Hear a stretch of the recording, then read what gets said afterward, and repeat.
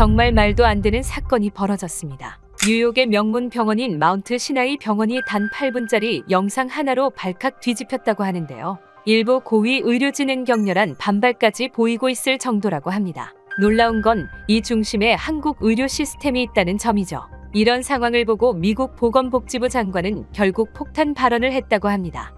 To be open-minded and be widely read. And the United States Military Academy is a university. 대체 무슨 일이 있었던 걸까요? 안녕하세요. 저는 토마스 밀러라고 합니다. 하버드 출신으로 현재 뉴욕의 최고 병원인 마운트 사나이 병원에 재직 중이죠. 오늘은 제 인생을 완전히 뒤엎은 그날의 이야기를 꺼내보려 합니다. 그날의 이사회가 평소와 다를 것이라고 전혀 예상하지 못했습니다. 평소와 같이 진행되는 원래 회의에서 이사장이 예산 안건을 논의하던 중이었죠. 그때 회의실 문이 조용히 열렸어요. 사라 존슨, 우리 병원의 수간호사가 조심스럽게 들어왔습니다. 평소 침착한 사라의 표정이 이상하게 긴장되어 있었죠. 죄송합니다, 이사장님. 잠시 시간을 주실 수 있을까요? 여러분께 보여드려야 할 것이 있습니다. 사라가 태블릿을 들고 다가왔습니다. 그녀의 얼굴에서는 평소에 볼 수 없던 긴장감이 느껴졌어요. 이사장이 고개를 끄덕이자 사라는 회의실 벽면에 대형 모니터로 화면을 연결했습니다.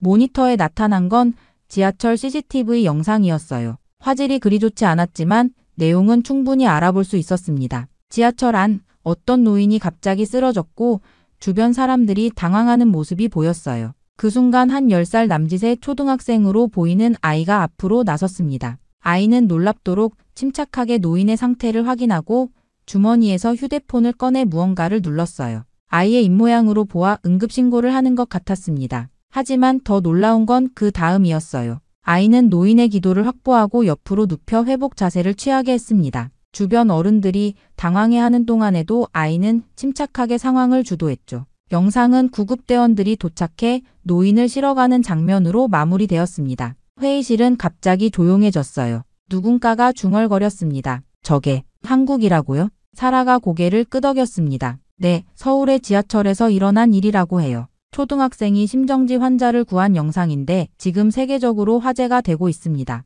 그 순간 부원장인 이튼 클라크 박사가 비웃는 듯한 표정으로 말했습니다. 한국, 싸구려 의료의 동양적 감성만 가득한 나라일 뿐입니다. 이상한 미신에 기대어 사람을 치료하는 나라 아닙니까? 영상 하나에 들썩이는 건 의료기관으로서 창피한 일이죠. 이튼은 커피잔을 내려놓으며 계속해서 말을 이었어요. 저는 국제의료 컨퍼런스에서 한국 의사들을 만나본 적이 있습니다. 서양의학을 그대로 베껴놓고는 마치 자기들이 혁신을 일으킨 양 행동하더군요. 그들의 의료 시스템은 겉모양만 번지르르할 뿐 실제 임상 경험이나 연구 수준은 우리와 비교도 안 됩니다. 초등학생 하나가 응급처치를 했다고 해서 의료 선진국이라니 웃기는 소리죠. 물론 저는 이튼의 이런 태도에 놀라지 않았어요. 항상 타 문화에 대해 편협한 시각을 가진 사람이었거든요. 그의 눈에는 미국 외의 의료 시스템은 모두 열등하게 보였으니까요. 하지만 그의 말과는 달리 회의실 안의 분위기가 심상치 않게 느껴졌습니다. 사라가 다시 말을 이었어요. 이 영상은 어제부터 CNN, BBC 일본 NHK까지 보도하고 있습니다. 전 세계 미디어가 한국은 새로운 의료 선진국인가? 라는 주제로 특집 기사를 내고 있어요. 이 말에 회의실의 공기가 무거워졌습니다. 저는 창밖을 바라보았어요. 뉴욕의 빌딩숲 위로 구름이 천천히 흘러가고 있었죠. 우리 병원이 세계적 명성을 가진 병원으로서 이런 화제에 어떻게 대응해야 할지 고민하는 분위기가 감지되었습니다. 이사장이 목을 가다듬었습니다. 그의 표정은 진지했어요. 우리는 이 사안을 그냥 넘길 수 없습니다. 이게 사실인지 확인하고 대응 전략을 세워야 해요. 한국의 의료 시스템이 정말 그렇게 발전했다면 우리도 배울 점이 있을 수 있습니다. 이후 이사장은 천천히 저를 가리키며 토마스 밀러 박사인 제가 직접 한국에 다녀와 병원을 대표해 현지 의료 시스템을 확인하고 객관적인 보고서를 작성해달라고 했습니다. 순간 머릿속이 하얘졌습니다. 응급의학과 교수로서 저는 하버드 출신의 전문가였지만 아시아는 제게 완전히 다른 세계였어요. 회의실 안의 무거운 침묵 속에서 저는 목소리를 가다듬었습니다. 저는 아시아 문화에 익숙하지 않고 한국어도 전혀 모른다며 다른 적임자가 있을 것 같다고 말했죠. 그 순간 이튼이 비웃음을 감추지 않으며 끼어들었습니다. 그는 제가 감정에 휘둘릴 일도 없을 테니 객관적인 평가를 위해 오히려 좋을 수도 있다고 비꼬았어요. 회의실에 잠깐 웃음이 흘렀습니다. 하지만 이사장의 표정은 진지했죠. 그는 제가 응급의학 분야에서 가장 객관적인 판단력을 가진 의사라며 이번 일이 단순한 호기심이 아닌 병원 이미지와 직결된 문제라고 강조했습니다. 주요 방송사에서 공식 견해를 문의해온 상황이었어요. 제 마음은 이미 무거워졌습니다. 이런 상황에서 거절하는 건 사실상 불가능했죠. 회의실 창문 너머로 보이는 맨해튼의 풍경을 바라보며 깊은 한숨을 내쉬었어요. 저는 보고서 제출 기한을 물었고 이사장은 2주면 충분할 것이며 국제교류팀에서 필요한 모든 준비를 도울 것이라고 말했습니다. 회의가 끝나고 사무실로 돌아온 저는 즉시 컴퓨터를 켰습니다. 바탕화면에 한국 의료 현실 점검이라는 제목의 새 파일을 만들었어요. 진료 속도, 검사 정확성, 환자 응대 태도, 시스템, 효율성, 비용 등 체크해야 할 항목들을 하나씩 적어 내려갔습니다. 저는 타이핑을 멈추고 모니터를 응시했어요. 솔직히 말하면 한국의 의료 시스템이 미국과 비교해 어떨지 별로 기대가 없었습니다. 영상 하나로 세계가 열광하는 건 그저 일시적인 현상일 뿐이라고 생각했죠. 문득 노크 소리가 들렸습니다. 고개를 들자 이튼이 문간에 서 있었어요. 그는 제게 영상 하나에 감동하지 말고 데이터를 가져오라는 비아냥을 던졌습니다. 그의 표정에는 여전히 비웃음이 가득했죠. 그가 떠난 후에도 그의 말이 귓가에 맴돌았어요. 저는 창밖으로 시선을 돌렸습니다. 수많은 환자들이 우리 병원을 드나드는 모습이 보였어요. 그들은 모두 세계 최고의 의료 서비스를 받기 위해 이곳을 찾은 사람들이었습니다. 과연 한국의 의료 시스템이 우리와 비교할 만한 수준일까 의구심을 품으며 저는 서랍에서 여권을 꺼냈습니다. 한국행 출장이 확정된 것을 실감하는 순간이었어요. 이후 한국행 비행기 안 저는 창가에 자리를 잡고 앉았습니다. 뉴욕 JFK 공항에서 인천까지 14시간이라는 긴 여정이 시작되었어요.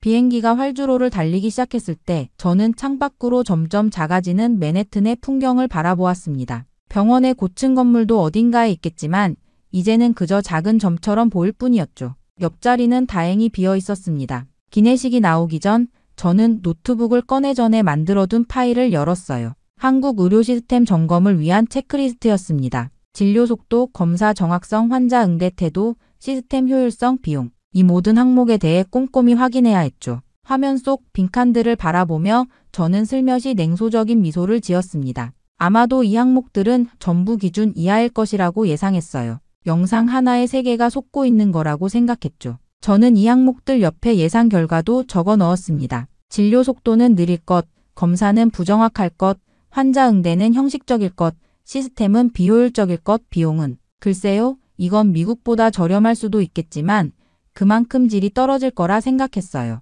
승무원이 다가와 음료를 건넸습니다. 차가운 물 한 잔을 받아 마시며 저는 창밖을 바라보았어요. 태평양 위로 비행기가 날아가고 있었죠. 멀리 수평선이 보였습니다. 마치 제가 알던 세계와 이제부터 경험할 세계 사이의 경계선처럼 느껴졌어요. 노트북을 다시 보니 화면 속 차트와 표들이 제 냉정한 시선을 반영하고 있었습니다. 이미 결론을 내린 상태에서 증거를 찾으러 간다는 게 얼마나 비과학적인 접근인지 알고 있었지만 이상하게도 저는 한국의 의료 시스템이 기대 이하일 거라는 확신이 들었어요. 하지만 제 표정엔 묘한 긴장감이 흐르고 있었습니다. 의사로서의 직업적 호기심이 슬슬 고개를 들기 시작했어요. 만약 한국의 의료 시스템이 실제로 뭔가 다르다면, 만약 그 영상이 단순한 우연이 아니라 체계적인 시스템의 결과물이라면, 이런 생각들이 머릿속을 스쳐 지나갔지만 저는 재빨리 그 생각을 지워버렸습니다. 비행기가 약간의 난기류를 만났어요. 저는 노트북을 닫고 눈을 감았습니다.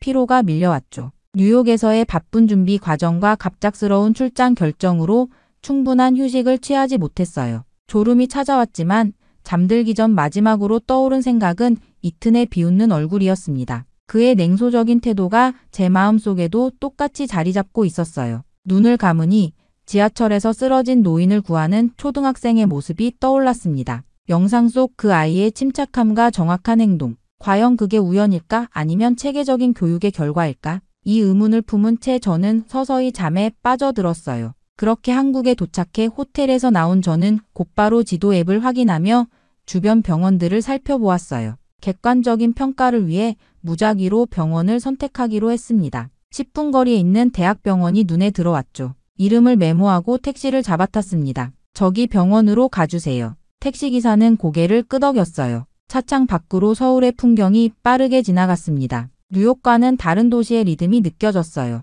깔끔하게 정돈된 거리, 바쁘게 움직이는 사람들. 저는 슬쩍 노트북을 열어 메모를 확인했습니다. 오늘의 목표는 진료 프로세스와 속도를 확인하는 것이었죠. 병원에 도착하자 현대적인 건물 디자인이 먼저 눈에 들어왔습니다. 로비는 깔끔했고 사람들은 분주하게 오갔어요. 저는 잠시 망설이다 접수창구를 찾아 걸어갔습니다. 그런데 접수창구 옆에 무인 키오스크가 줄지어 있는 것이 보였어요. 호기심에 그쪽으로 향했습니다. 화면을 터치하자 여러 언어 선택 옵션이 나타났어요. 영어를 선택하고 외국인 방문 버튼을 눌렀습니다. 간단한 정보 입력 후 진료과를 묻는 화면이 나왔어요. 내과를 선택했죠. 그리고 신용카드를 넣었습니다. 모든 과정이 끝나는데 걸린 시간은 단 2분이었어요. 키오스크가 접수번호와 대기시간을 알려주었습니다. 예상 대기시간 10분. 저는 믿기지 않아 다시 확인했습니다. 분명 10분이라고 적혀 있었어요. 뉴욕에서는 예약 없이 내원하면 최소 한두 시간은 기다려야 했습니다.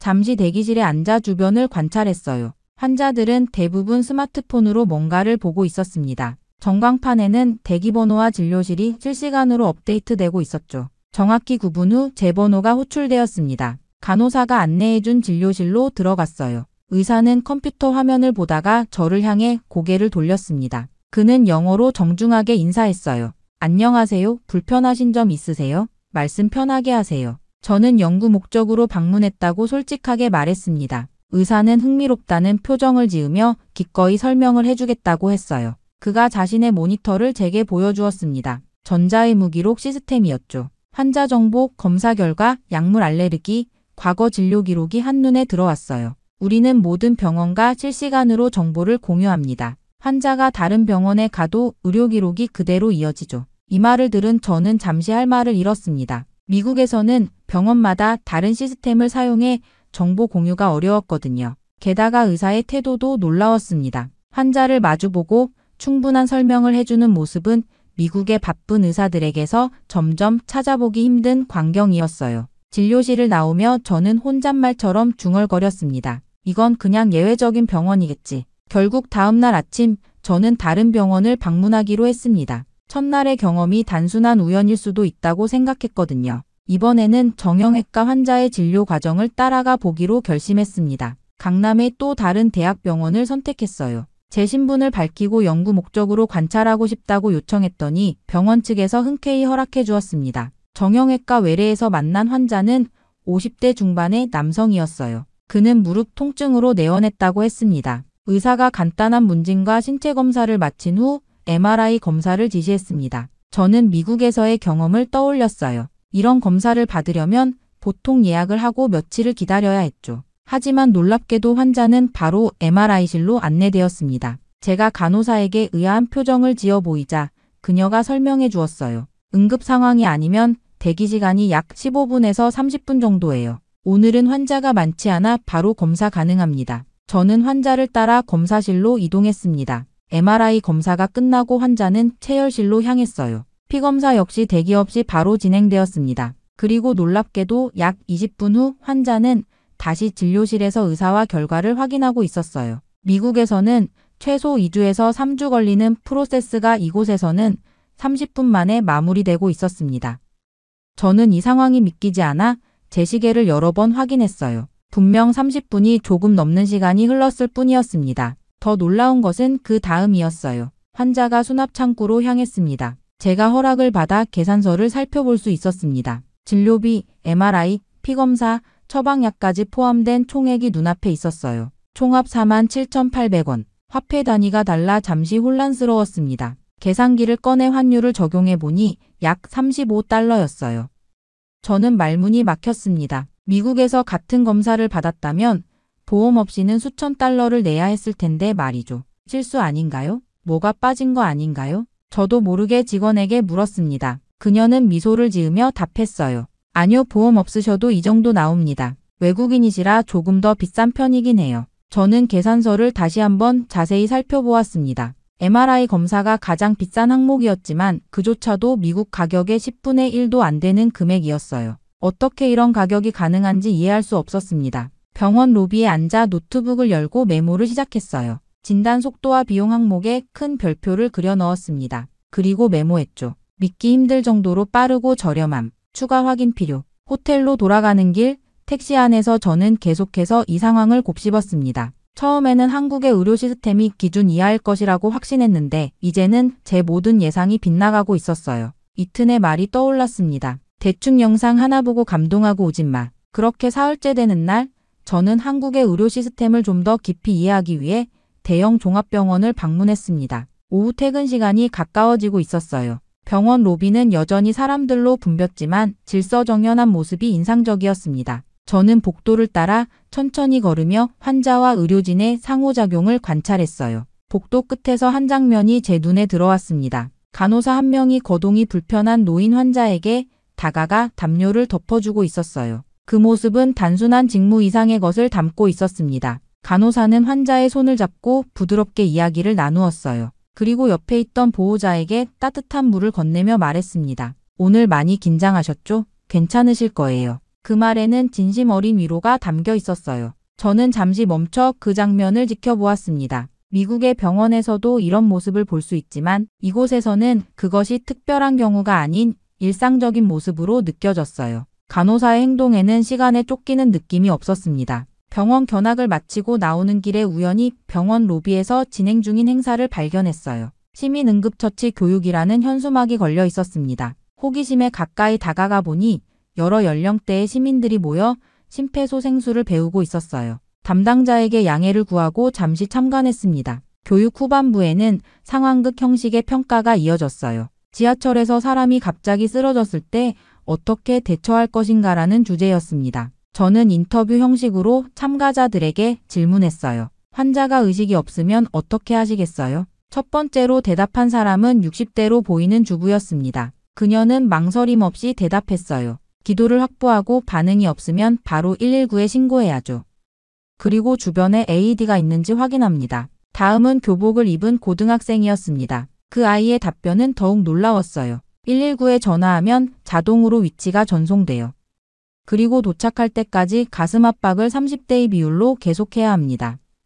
저는 계속해서 다른 참가자들에게도 물었습니다. 응급 상황 시 AED 사용법을 아는지, 심폐소생술의 정확한 방법을 알고 있는지 등을 질문했어요. 놀랍게도 대부분의 사람들이 정확한 지식을 갖고 있었습니다. AED요? 네, 요즘엔 공공장소마다 다 있잖아요. 음성 안내를 따라하면 됩니다. 그 말을 들은 저는 충격을 받았습니다. 제가 하버드에서 가르치는 의대생들도 종종 헷갈려하는 응급처치법을 이곳의 일반 시민들이 정확히 알고 있었어요. 아이에서 노인까지 다양한 연령층의 시민들이 기본적인 의료 지식을 갖추고 있다는 사실이 놀라웠습니다. 호텔로 돌아와 노트북을 켰어요. 보고서에 새로운 항목을 추가했습니다. 국민 대비도 국민 전체가 의료 현장에 참여할 준비가 되어 있다. 그 순간 저는 무엇을 놓치고 있었는지 깨달았습니다. 의료는 단순히 건물과 장비로만 완성되는 것이 아니었어요. 그것은 사회 전체가 함께 만들어가는 문화였습니다.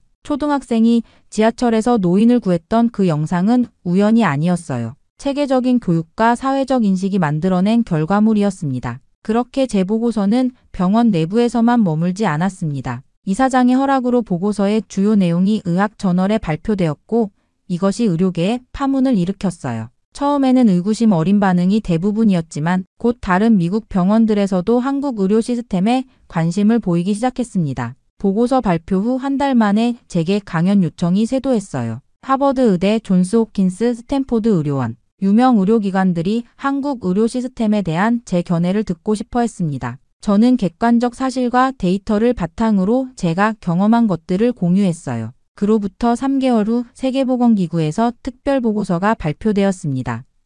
한국 의료 시스템 케이스 스터디라는 제목이었어요. 유엔과 세계보건기구는 한국 의료 시스템을 공식적인 연구 대상으로 지정했습니다. 그들은 특히 효율적인 의료 전달 체계와 비용 효율성에 주목했어요. 미국 내 여러 병원들도 변화하기 시작했습니다. 마운트 시나이 병원을 시작으로 대형 의료기관들이 한국식 모델 도입을 위한 태스크포스를 구성했어요. 이튼조차 한국을 방문한 후 태도가 완전히 바뀌었습니다. 그는 병원 시스템 개선 프로젝트의 책임자가 되었죠. 세계 의료계에서 한국 의료는 하나의 키워드가 되었습니다. 언론에서는 이를 한국 의료라 부르기 시작했어요. 놀라운 것은 한국의 의료진들이 이 관심에 대해 보이는 태도였습니다. 그들은 과도한 자부심이나 우월감 없이 자신들의 시스템을 더 발전시키는데 집중하고 있었어요. 보고서 발표 1년 후 저는 텍사스 오스틴에서 열린 세계 의료 컨퍼런스의 연사로 초청받았습니다. 강연장에는 전 세계에서 온 의료 전문가들로 가득 찼어요. 무대에 오른 저는 한국에서의 경험을 공유하며 말을 이었습니다. 진짜 의료란 무엇입니까? 제가 한국에서 배운 가장 중요한 교훈은 의료가 단순한 기술과 장비의 문제가 아니라는 것입니다. 그것은 사람을 중심에 두는 문화와 시스템에 관한 것이죠. 한국은 그 해답을 이미 알고 있었습니다. 청중 속에는 한국에서 온 의료진들도 있었어요. 그들의 얼굴에는 자부심과 함께 겸손함이 공존하고 있었습니다. 그것이 바로 제가 한국 의료 시스템에서 본 정신이었어요. 뛰어난 능력에도 불구하고 겸손함을 잃지 않는 태도. 강연이 끝나고 로비에서 한 한국 의사를 만났습니다. 그는 웃으며 말했어요. 밀러 박사님 덕분에 저희가 오히려 많은 것을 배우게 되었습니다. 외부의 시선으로 보니 저희도 미쳐보지 못했던 장점들이 있더군요. 그 말에 저는 고개를 저었습니다. 아닙니다. 제가 배운 것이 훨씬 많습니다. 우리 모두 서로에게서 배울 점이 있는 것 같네요. 그날 밤 호텔 창문으로 오스틴의 밤 풍경을 바라보며 생각했습니다. 한 초등학생이 지하철에서 취한 작은 행동으로 시작된 이 여정이 이제는 세계 의료계의 변화로 이어지고 있었어요. 그리고 그 중심에는 조용히 하지만 확실하게 세계를 리드하고 있는 한국 의료가 있었습니다. 가끔 사람들이 묻습니다. 왜 한국 의료가 이렇게 발전할 수 있었는지. 저는 이렇게 답합니다. 그들은 기술과 인간성의 효율성과 따뜻함의 균형을 찾았기 때문이라고요. 그리고 무엇보다 그들은 의료의 본질인 사람을 잊지 않았기 때문입니다. 이제 우리도 사람을 먼저 보아야 합니다. 정말 말도 안 되는 일이 일어났습니다. 최근 미국 트럼프 대통령이 직접 국방부 긴급회의를 소집했다고 합니다. 충격적인 건 이 상황의 중심에 바로 한국이 있다는 점인데요. 심지어 직접 한국에 다녀온 미 국방부 장관이 한 말은 모든 일을 경악하게 만들었다고 합니다. Some perspective with regards to our regret that the citizens. 대체 무슨 일이 있었던 걸까요?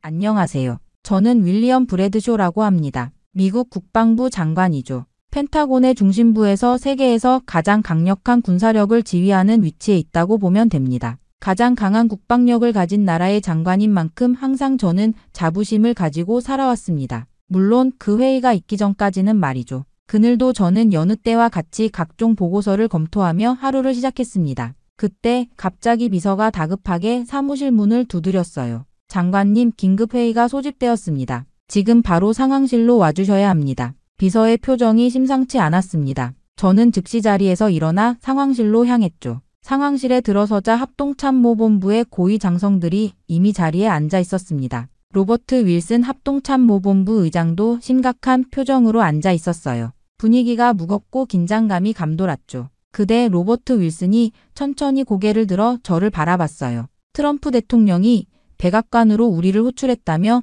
지금 바로 가야 한다고 했습니다. 저는 눈썹을 치켜 올렸습니다. 백악관의 긴급 호출이라니. 분명 심각한 상황이 발생한 게 틀림없었어요. 우리는 즉시 이동했고 30분 후 백악관 오벌 오피스에 도착했습니다. 트럼프 대통령은 책상 앞에 앉아 있었고 그 앞에는 빨간색 표지에 기밀 보고서가 놓여 있었죠. 이것이 우리를 급하게 부른 이유인가 싶었습니다. 트럼프의 표정은 무겁고 진지했어요. 트럼프 대통령은 우리에게 자리에 앉으라고 손짓했습니다. 우리가 자리에 앉자 그 빨간 표지의 보고서를 우리 앞으로 밀어냈어요. 저는 표지를 보았고 그 제목에 잠시 당황했죠. 한국 방산산업 분석이라는 제목이 선명하게 적혀 있었습니다. 트럼프 대통령은 고개를 끄덕이며 이 보고서를 철저히 검토하라고 지시했습니다. 상당히 충격적인 내용이 담겨 있다고 강조했어요. 솔직히 저는 잠시 웃음을 참을 수 없었어요. 한국이라니요? 우리가 수십 년 동안 보호해온 그 작은 나라 말입니까? 이게 대체 무슨 농담인지 이해할 수 없었죠. 심지어 지금은 대통령도 없어 곧 북한에 잡아먹힐지도 모르는 나라인데 주한미군이 빠지면 사실상 이빨 빠진 호랑이라고 봐도 무방하니까요. 그래서 저는 코웃음을 치며 대통령에게 한국은 그냥 미국이 지켜주는 나라라고 언급했습니다. 그러나 트럼프와 윌슨의 표정은 변하지 않았어요. 오히려 더 심각해졌죠. 윌슨은 제 생각을 이해하지만 보고서를 읽어보면 제 생각이 바뀔 거라고 말했습니다. 저는 의아한 표정으로 보고서를 열었어요. 첫 페이지부터 이해가 되지 않았습니다. 한국의 방산 산업에 관한 내용이었는데 그 규모와 기술력이 제가 알고 있던 것과는 완전히 달랐죠. 저는 의심스러운 눈초리로 보고서를 훑어보았습니다. 무엇이 그렇게 중요하길래 트럼프 대통령까지 직접 나서서 우리를 호출한 것일까요? 트럼프 대통령은 이 정보가 CIA, NSA, 국방정보국 모두 확인한 것이라고 강조했습니다. 그리고 더 자세한 내용을 직접 확인해보라고 지시했어요. 저는 보고서를 주의 깊게 살펴보기 시작했습니다. 저는 어안이 벙벙했습니다. 대체 이 보고서에 뭐가 있기에 국방부 장관인 제가 직접 한국에 가야 한다는 것일까요? 보고서를 더 자세히 훑어보기 시작했죠. 윌슨은 이것이 단순한 보고서가 아니라 우리 국가 안보의 미래가 걸린 중요한 문제라고 강조했습니다. 저는 벌써부터 머리가 지끈거렸어요. 이게 대체 무슨 상황인지 이해할 수 없었습니다. 한국이 그렇게 중요한 나라였나요? 우리가 항상 보호해주던 그 나라가 국가 안보와 무슨 관련이 있다는 것일까요? 트럼프 대통령은 보고서를 철저히 검토하라고 다시 한번 강조했습니다. 저는 아직도 혼란스러웠지만 대통령의 지시에 반박할 수는 없었어요. 자리에서 일어나 보고서를 들고 회의실로 돌아가기로 했습니다. 그렇게 저는 펜타곤에 도착해 제 사무실로 돌아왔습니다. 저는 책상에 앉아 그 빨간 보고서를 펼쳤어요. 그리고 그 순간 제 눈앞에 펼쳐진 내용들을 보고 저는 점점 표정이 굳어갔습니다. 한국의 방산 수출 통계였어요. 제 눈을 의심할 수밖에 없었죠. 한국이 세계 방산 수출 4위라니. 이게 사실일 리 없었습니다. 두 번째 페이지, 세 번째 페이지로 넘어갈수록 제 표정은 점점 굳어갔어요. 그래프와 숫자들이 명확하게 보여주고 있었습니다. 나토 회원국들이 미국제 무기 대신 한국산 무기를 선택하는 비율이 급증했다는 통계. 특히 폴란드, 에스토니아, 체코 등 동유럽 국가들의 한국 무기 도입률이 놀라웠습니다. 이럴 수가. 저는 중얼거렸어요. 페이지를 더 넘기자 합동참모본부 전략분석팀의 보고서가 나왔습니다. 내용은 더욱 충격적이었어요. 한국이 세계 방산 시장의 핵심 강자로 떠오르고 있습니다. 특히 K-21 보병 전투장갑차와 K-239 천무 다연장 로켓은 미국산 제품을 상당 부분 대체하고 있으며 가성비와 성능 면에서 우리를 앞서고 있습니다. 저는 이 부분에서 잠시 읽기를 멈췄습니다. 가슴이 답답했어요. 한국이 미국보다 나은 무기를 만든다니 이건 있을 수 없는 일이었죠. 우리는 세계 최고의 군사 강국이었습니다. 그것은 변할 수 없는 사실이었어요. 그러나 보고서는 냉정하게 사실만을 이야기하고 있었습니다. 2023년 이후 한국의 방산 수출액은 2배 이상 증가했으며 우크라이나 전쟁 이후 유럽 국가들의 한국산 무기 도입이 급증했다는 내용이었어요. 전화가 울렸습니다. 트럼프 대통령이었어요. 보고서 다 읽었나? 네, 읽고 있습니다만. 이게 정말 사실입니까? 그래서 자네가 직접 확인해야 하는 거야. 한국으로 가서 직접 보고 진실을 파악하고 오게. 트럼프의 목소리에는 여지가 없었습니다. 저는 내심 반발했어요. 국방부 장관이 한국 같은 작은 동맹국에 가서 무기 체계를 살펴본다니 이건 내 위신에 관한 문제였죠. 하지만 대통령의 명령은 거부할 수 없었습니다. 알겠습니다. 언제 출발하면 될까요? 내일 아침. 모든 준비는 끝났어. 다음 날 아침 저는 짐을 챙기며 불쾌한 기분을 감출 수 없었어요. 국방부 장관이 동맹국 시찰 같은 잡무에 시간을 뺏긴다는 것이 못마땅했습니다. 하지만 출발 전 마지막으로 한국 방산에 대해 좀 더 조사해보기로 했어요. 제 태블릿으로 국방부 기밀 데이터베이스에 접속했습니다. 한국 방산을 검색어로 입력했어요. 수백 개의 문서가 나왔습니다. 그중 최신 보고서 몇 개를 선택했죠. 첫 번째 파일은 K-21 보병 전투장갑차에 관한 것이었습니다. 이미지를 보는 순간 제 눈이 커졌어요. 우리 브래들리 장갑차와 비슷하면서도 더 날렵한 디자인이었습니다. 자세한 스펙을 읽으며 저는 점점 놀라기 시작했어요. K-21은 120mm 박격포를 장착할 수 있다고 했습니다. 이건 기존 장갑차보다 훨씬 강력한 화력이었어요. 방어력도 우수했지만 특히 기동성 부분에서 미군 장갑차보다 앞선다는 평가가 있었습니다. 저는 깊은 한숨을 내쉬었어요. 더 충격적인 것은 이 K-21을 중동과 유럽 여러 국가가 도입을 검토 중이라는 정보였습니다. 우리의 시장을 잠식하고 있다니 이건 예상치 못한 일이었어요. 다음 문서는 K-239 천무에 관한 것이었습니다. 한국판 HIMARS라는 별명이 붙어 있었어요. 사거리가 80km에서 160km까지 GPS 유도 미사일까지 발사할 수 있다고 했습니다.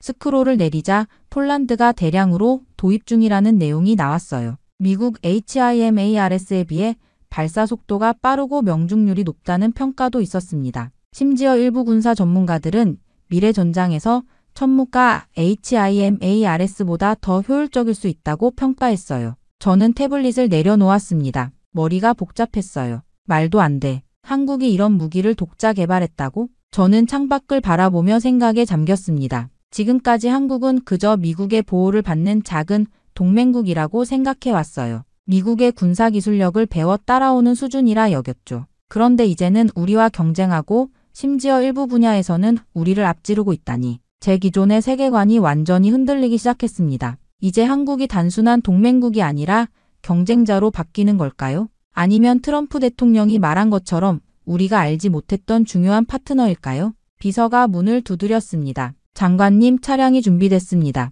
공항으로 출발하셔야 합니다. 그렇게 14시간의 긴 비행 끝에 인천국제공항에 도착했습니다. 피로감이 몰려왔지만 한국에서 무엇을 보게 될지 궁금증도 커졌어요. 비행기에서 내리자마자 첫 번째 놀라움이 찾아왔습니다. 출입국 심사대에 줄을 서려는데 경호원이 저를 VIP 통로로 안내했어요. 그런데 일반적인 출입국 심사대가 아니었습니다. 얼굴 인식 시스템이 자동으로 제 신원을 확인했어요. 여권을 보여줄 필요도 없었습니다. 저는 놀라서 경호원에게 이게 무엇인지 물었습니다. 경호원은 한국에서 이미 몇 년 전부터 도입된 얼굴 인식 출입국 심사 시스템이라고 설명했어요. 저는 눈썹을 치켜 올렸습니다. 미국에서도 일부 공항에서 테스트 중이긴 했지만 이렇게 완벽하게 통합된 시스템은 처음 봤어요. 출입국 심사를 마치고 나오자 또 다른 놀라움이 기다리고 있었습니다. 은빛 로봇이 제 이름을 부르며 수화물 수치대로 안내해드리겠다고 했어요. AI 안내 로봇이었습니다. 자연스러운 영어 억양과 부드러운 움직임에 한 번 더 놀랐어요. 로봇을 따라가며 주변을 둘러보니 공항 곳곳에 자동화 시스템이 가득했습니다. 청소 로봇, 무인 카페, 자동 운반 카트, 모든 것이 사람의 개입 없이 움직이고 있었어요. 수화물을 찾은 후 공항 밖으로 나가자 또 다른 충격이 기다리고 있었습니다. 도로 위를 달리는 차들은 대부분 전기차나 수소차였어요. 미국에서도 전기차가 늘고 있지만 이 정도로 일반화된 곳은 없었습니다. 한 남자가 저를 향해 손을 흔들었습니다. 키가 크고 단정한 군인의 자세를 갖춘 사람이었어요. 그는 김석진 대령이라고 자신을 소개했습니다. 한국 국방부에서 왔다고 했죠. 유창한 영어로 말하는 그와 악수를 나누며 고개를 끄덕였습니다. 김석진 대령은 서울까지 함께 이동하며 간략한 브리핑을 해주겠다고 했어요. 김석진 대령이 안내한 차량은 또 다른 놀라움이었습니다. 운전자가 없는 AI 자율주행 차량이었어요. 우리는 뒷좌석에 앉았고 차는 자동으로 움직이기 시작했습니다. 저는 미국에서도 자율주행 차량이 있지만 이렇게 일반적으로 사용되는 건 아니라며 놀라움을 표현했어요. 김석진 대령은 한국이 세계에서 가장 높은 자율주행 차량 보급률을 자랑하며 특히 공공 영역에서는 거의 100%에 가깝다고 설명했습니다. 차량이 고속도로에 진입하며 김석진 대령은 태블릿을 꺼내 한국 방산 현황에 대한 간략한 브리핑을 시작했습니다. 그러나 저는 브리핑보다 창밖의 풍경에 더 집중하고 있었어요. 미래 도시 같은 서울의 모습, 고층 빌딩들 사이로 보이는 첨단 교통 시스템, 곳곳에 보이는 로봇과 드론들. 이것이 정말 우리가 70년 동안 보호해왔다고 생각한 그 한국인가. 김석진 대령은 곧 국방부에 도착할 것이며 그곳에서 더 자세한 브리핑이 준비되어 있다고 알려주었습니다. 저는 고개를 끄덕였지만 머릿속은 이미 혼란으로 가득 찼습니다. 그렇게 서울 시내를 지나 마침내 용산의 국방부 청사에 도착했습니다. 현대적인 건물 디자인과 첨단 보안 시스템이 눈에 띄었어요. 미국 펜타곤과는 다른 분위기였습니다. 더 밝고 더 투명하고 더 미래지향적인 느낌이었죠. 김석진 대령의 안내를 받아 우리는 지하 2층의 특별 브리핑룸으로 향했습니다. 문이 열리자 눈앞에 펼쳐진 광경에 또 한 번 놀랐어요. 원형 테이블 주변으로 한국군 장성들이 자리하고 있었고 테이블 중앙에서는 푸른빛의 3D 홀로그램이 떠다니고 있었습니다.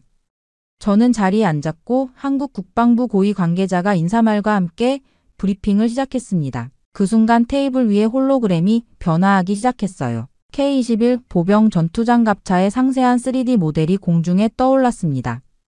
홀로그램은 K-21의 내부 구조까지 세밀하게 보여주었어요. 이전에 봤던 자료보다 훨씬 자세했습니다. 특히 120mm 박격포와 통합된 모습, 방어 시스템의 배치, 엔진의 구조까지 모든 부분이 완벽하게 시각화되어 있었어요. 설명을 들으면서 저는 점점 더 놀라워졌습니다. 이 장비는 우리의 브래들리보다 여러 면에서 앞서 있었습니다. 홀로그램이 다시 변하면서 이번에는 K239 천무 다연장 로켓 시스템이 나타났어요. 발사대의 구조, 미사일의 내부 부품, 유도 시스템까지 모든 것이 입체적으로 보였습니다. 브리핑 담당자는 천무의 사거리와 정확도에 대해 설명하며 심지어 미국 HIMARS보다 천무가 낮다는 평가도 있다고 언급했어요. 저는 그 말에 눈썹을 치켜 올렸습니다. 그건 있을 수 없는 일이었어요. HIMARS는 세계 최고의 다연장 로켓 시스템이었습니다. 적어도 저는 그렇게 알고 있었죠. 그때 홀로그램이 실제 발사 실험 영상으로 전환되었습니다.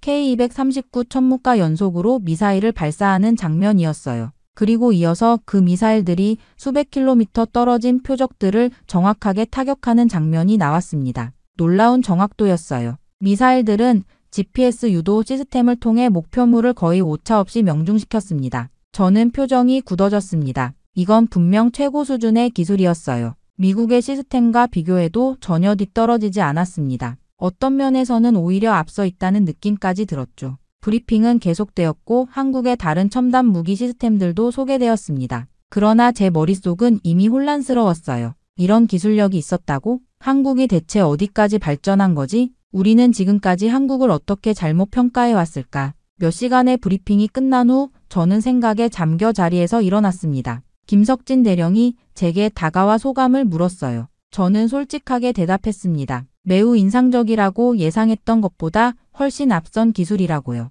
김석진 대령은 미소를 지으며 이건 시작에 불과하다고 말했습니다. 내일은 실제 장비들을 보여줄 예정이라고 했어요. 그 말을 듣는 순간 저는 비로소 트럼프 대통령이 저를 직접 보내라고 한 이유를 완전히 이해했습니다. 다음 날 아침 김석진 대령은 제게 오늘의 일정을 알려주었습니다. 평택에 있는 캠프 험프리스를 방문할 예정이라고 했어요. 이번에는 주한미군을 직접 만나보게 될 것이라고 했습니다. 저는 안도감을 느꼈습니다. 드디어 익숙한 얼굴들을 만날 수 있게 된 것이죠. 자율주행 차량을 타고 서울에서 평택으로 이동하는 동안 저는 창밖 풍경을 관찰했습니다. 도시 곳곳에 첨단 기술이 적용된 건물들, 스마트 교통 시스템, 도로 위의 수소버스들. 한국은 제가 생각했던 것보다 훨씬 발전해 있었어요. 캠프 험프리스에 도착하자 예상과 달리 주한미군 사령관 마크 필립스 장군이 직접 저를 맞이했습니다. 원래 계획에는 없던 일이었어요. 필립스 장군은 미국에서 국방부 장관이 직접 방문한 것을 큰 영광으로 생각한다며 환영해 주었습니다. 저는 필립스 장군과 함께 그의 사무실로 향했고 김석진 대령은 다른 일정이 있다며 저희를 배려해 자리를 비웠습니다. 미군 기지 안에서 미국인들과만 대화하니 마음이 놓였어요. 이제 솔직한 이야기를 들을 수 있을 것 같았습니다. 필립스 장군의 사무실에 들어서자 창문 너머로 훈련 중인 한국군과 미군이 보였습니다. 저는 그들을 잠시 바라보다가 필립스 장군에게 질문했습니다. 한국 방산산업과 군사력은 실제로 어떤지 그리고 미국과의 관계는 어떻게 변화하고 있는지 물었어요. 필립스 장군은 잠시 침묵하더니 깊은 한숨을 내쉬었습니다. 그리고 놀라운 말을 꺼냈어요. 솔직히 말하자면 한국은 더 이상 우리가 보호해야 하는 나라가 아니라고 했습니다. 한국이 우리를 필요로 하는 것이 아니라 오히려 우리가 한국을 필요로 하는 상황이 되었다고 말했어요. 저는 충격의 말을 잊지 못했습니다. 필립스 장군은 계속해서 설명했습니다. 지난 10년간 한국의 군사력은 놀라운 속도로 발전했고 특히 방산기술 면에서는 이미 세계 최고 수준에 도달했다고 했어요. 그들은 더 이상 미국의 기술에 의존하지 않고 자체적으로 첨단 무기 시스템을 개발하고 있었습니다. 저는 여전히 믿기 힘들었어요. 필립스 장군이 제 표정을 읽고는 몇몇 미군 장병들을 불러들였습니다. 그들의 이야기를 직접 들어보라는 것이었죠. 첫 번째 장교는 10년 넘게 한국에서 근무한 베테랑이었습니다. 그는 솔직하게 말했어요. 한국군이 우리보다 더 앞선 장비를 갖추고 있다고 했습니다. 특히 드론, AI 통합 시스템, 통신 장비 등에서 미군보다 훨씬 발전된 기술을 사용하고 있다고 했어요. 두 번째 장교는 더 충격적인 말을 했습니다. 한국은 이제 우리 없이도 북한을 충분히 상대할 수 있다고 했어요. 군사력은 물론이고 기술적으로도 북한을 압도하고 있으며 미군의 존재는 이제 실질적인 군사적 필요성보다는 상징적인 의미가 더 크다고 했습니다. 저는 창밖을 바라보았습니다. 한국군 병사들이 최신 장비를 착용하고 훈련하는 모습이 보였어요. 그들의 움직임은 정확했고 장비는 첨단 기술로 가득했습니다. 이제 저는 이해하기 시작했습니다. 우리가 지난 70년간 가지고 있던 한국에 대한 인식은 완전히 잘못된 것이었어요. 그들은 더 이상 우리의 보호를 받는 약한 동맹국이 아니었습니다. 오히려 미래 안보의 핵심적인 파트너였죠. 그렇게 캠프 험프리스에서의 충격적인 발견 이후 김석진 대령은 다음 일정으로 한국 국방과학연구소 방문을 안내했습니다. 저는 여전히 미군 사령관의 말을 곱씹고 있었어요. 우리가 한국을 필요로 한다니, 세계 최강대국인 미국이 한국에 도움이 필요하다니, 이게 말이 되는 소리인가 싶었습니다. 대전에 위치한 국방과학연구소에 도착했을 때 저는 겉으로 보이는 건물의 평범함에 약간 안도했어요. 적어도 이곳은 미국의 연구소들과 비슷하게 생겼으니까요. 하지만 그 안으로 들어서는 순간 저의 안도감은 완전히 사라졌습니다. 연구소장 정지현 박사가 직접 저를 맞이했어요. 50대 중반으로 보이는 그녀는 미국 MIT에서 양자물리학 박사 학위를 받았다고 자신을 소개했습니다. 미국에서 10년간 근무한 뒤 조국으로 돌아와 연구소를 이끌고 있다고 했어요. 정지현 박사는 저를 첫 번째 연구실로 안내했습니다. 문이 열리자 수십 개의 소형 드론이 완벽한 편대를 이루며 공중에서 춤을 추고 있었어요. AI 군집 드론이었습니다. 박사의 설명에 따르면 이 드론들은 개별 명령 없이도 스스로 상황을 판단하고 적응하는 인공지능을 탑재하고 있었죠. 다음 연구실에서는 자율전투 로봇을 시연했습니다. 인간형 로봇이 다양한 지형을 헤치고 다니며 표적을 정확히 타격하는 모습이었어요. 심지어 시뮬레이션 환경에서 적의 공격을 피하며 자율적으로 대응하는 능력까지 갖추고 있었습니다. 세 번째 연구실은 더욱 충격적이었어요. 정지현 박사는 양자 암호통신 시스템을 보여주었습니다. 그녀의 설명에 따르면 이 기술은 해킹이 원천적으로 불가능한 통신 방식이었어요. 정지현 박사가 갑자기 제게 질문했습니다. 미국은 아직 양자 암호통신을 도입하지 않았냐고 물었어요. 저는 당황했습니다. 우리는 아직 실험 단계에 있었죠. 박사는 미소 지으며 한국군은 이미 80% 이상 이 시스템을 적용했다고 말했습니다. 마지막으로 우주 감시 시스템을 보여주었어요. 한국이 자체 개발한 위성들을 통해 지구 궤도의 모든 물체를 실시간으로 추적하는 기술이었습니다. 북한은 물론 주변국의 모든 군사 활동을 24시간 모니터링할 수 있는 시스템이었죠. 모든 것이 너무 충격적이었습니다. 저는 무의식적으로 중얼거렸어요. 우리가 오히려 뒤처지고 있는 것 아닌가 하고요. 정지현 박사는 그 말을 들었는지 잠시 저를 바라보았지만 아무 말도 하지 않았습니다. 연구소 투어를 마치고 저는 김석진 대령과 함께 서울로 돌아가는 차 안에서 깊은 생각에 잠겼습니다. 지금까지 본 것들은 제 기존 세계관을 완전히 뒤흔들어 놓았어요. 한국은 더 이상 미국의 보호를 받는 나라가 아니었습니다. 그들은 이미 미래 전쟁을 준비하고 있었고 어떤 면에서는 미국보다 앞서 있었어요. 그렇게 한국에서의 일정을 마치고 워싱턴으로 돌아오는 비행기 안에서 저는 보고서를 작성했습니다. 모든 경험과 충격적인 발견들을 상세히 기록했어요. 이제 트럼프 대통령과 국방부 고위 관계자들에게 이 사실을 알려야 했습니다. 미국의 국가 안보 전략을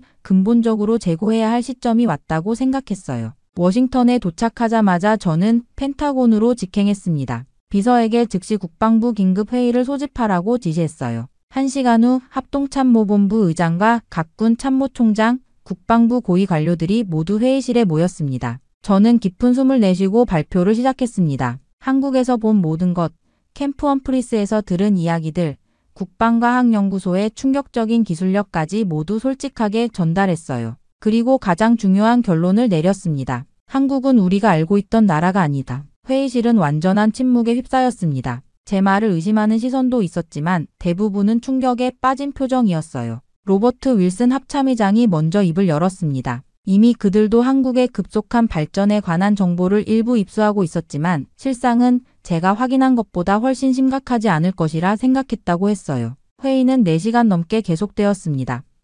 모든 정보를 검토하고 미국의 대응 방안을 논의했어요. 마침내 결론에 도달했습니다. 우리는 한국을 더 이상 단순한 보호 대상이 아닌 동등한 파트너로 인정하고 군사기술 협력을 전면적으로 확대해야 한다는 것이었죠. 며칠 후 백악관 내부 회의에서 한국과의 군사기술 협력 확대 방안이 구체화되었습니다. 특히 양자 암호통신, AI 시스템, 우주감시 기술 분야에서 한국과 적극적으로 협력하기로 내부적으로 결정했어요. 이 정보는 아직 대외적으로 알려지지 않았지만 내부 관계자들 사이에서는 큰 변화의 시작으로 받아들여졌습니다. 이것으로 저의 한국 방문은 끝이 났지만 미국과 한국 사이의 새로운 관계는 이제 막 시작되었습니다. 제가 처음에 얼마나 한국을 무시했었는지, 얼마나 그들의 능력을 과소평가했었는지 돌이켜보면 부끄러울 따름이었어요. 세계가 아직 알아채지 못한 변화가 이미 시작되었습니다. 한국은 더 이상 작은 동맹국이 아니라 군사 패권국으로 부상하고 있었습니다.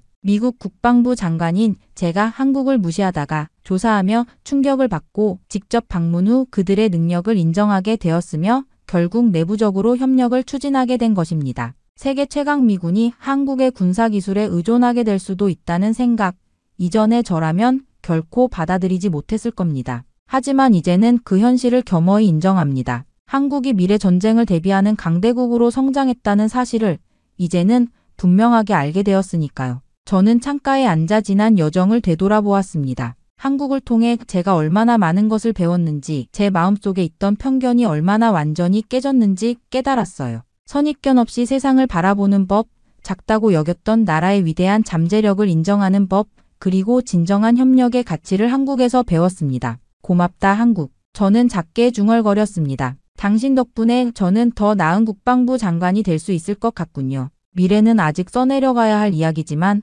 한 가지는 확실했습니다. 한국과 미국의 새로운 관계는 세계 질서에 큰 변화를 가져올 것이고 저는 그 변화의 증인이자 일부가 되었다는 사실에 깊은 감사함을 느꼈습니다. 세계 최강 미군이 한국의 군사기술에 의존하게 된 이 상황 반전, 누가 상상이나 했을까요? 한국이 미래 전쟁을 대비하는 초강대국으로 성장했다는 사실을, 그리고 이제 우리는 그들과 함께 새로운 세계 질서를 만들어가게 될 것입니다. 저는 집에 돌아와 창밖을 바라보며 생각했습니다. 세상은 정말 빠르게 변하고 있다고요. 그리고 그 변화의 중심에 한국이 있었던 것입니다. 정말 충격적인 일이 일어났습니다. 최근 CNN에서 진행된 특별 토론 프로그램에서 한국과 일본 사이에 심각한 갈등이 터졌다고 합니다. 순간 시청률이 30%나 급상승했을 정도라고 하죠.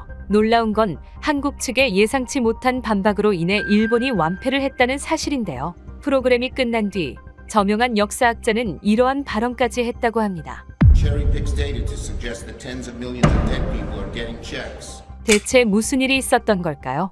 안녕하세요. 저는 CNN의 토론 프로그램 글로벌 디베이트의 진행자 존 로빈스입니다. 그날은 정말 특별한 날이었습니다. 한국과 일본 두 나라의 외교장관을 한자리에 모시고 역사적인 토론을 진행하게 된 날이었거든요. 스튜디오 또한 긴장감으로 가득 차 있었습니다. 전 세계가 주목하는 이 토론에서 두 나라의 오랜 갈등이 어떻게 펼쳐질지 저 역시 가슴이 뛰었죠. 오늘은 한일 양국의 역사적 갈등을 주제로 특별한 시간을 마련했습니다. 제 목소리가 스튜디오에 울려 퍼졌어요. 카메라의 빨간 불빛이 저를 비추는 가운데 양쪽에 앉아있는 두 외교장관의 표정을 살폈죠. 일본 외교장관은 다소 경직된 모습이었습니다. 노란 넥타이를 매만지며 카메라를 의식한 듯 미소를 지었지만 그 눈빛에서는 긴장감이 느껴졌어요. 반면 한국 외교장관은 놀라울 정도로 당당하고 여유로웠습니다. 눈빛에서는 강한 자신감이 엿보였죠. 이런 자신감은 어디서 오는 걸까? 저는 문득 궁금해졌어요.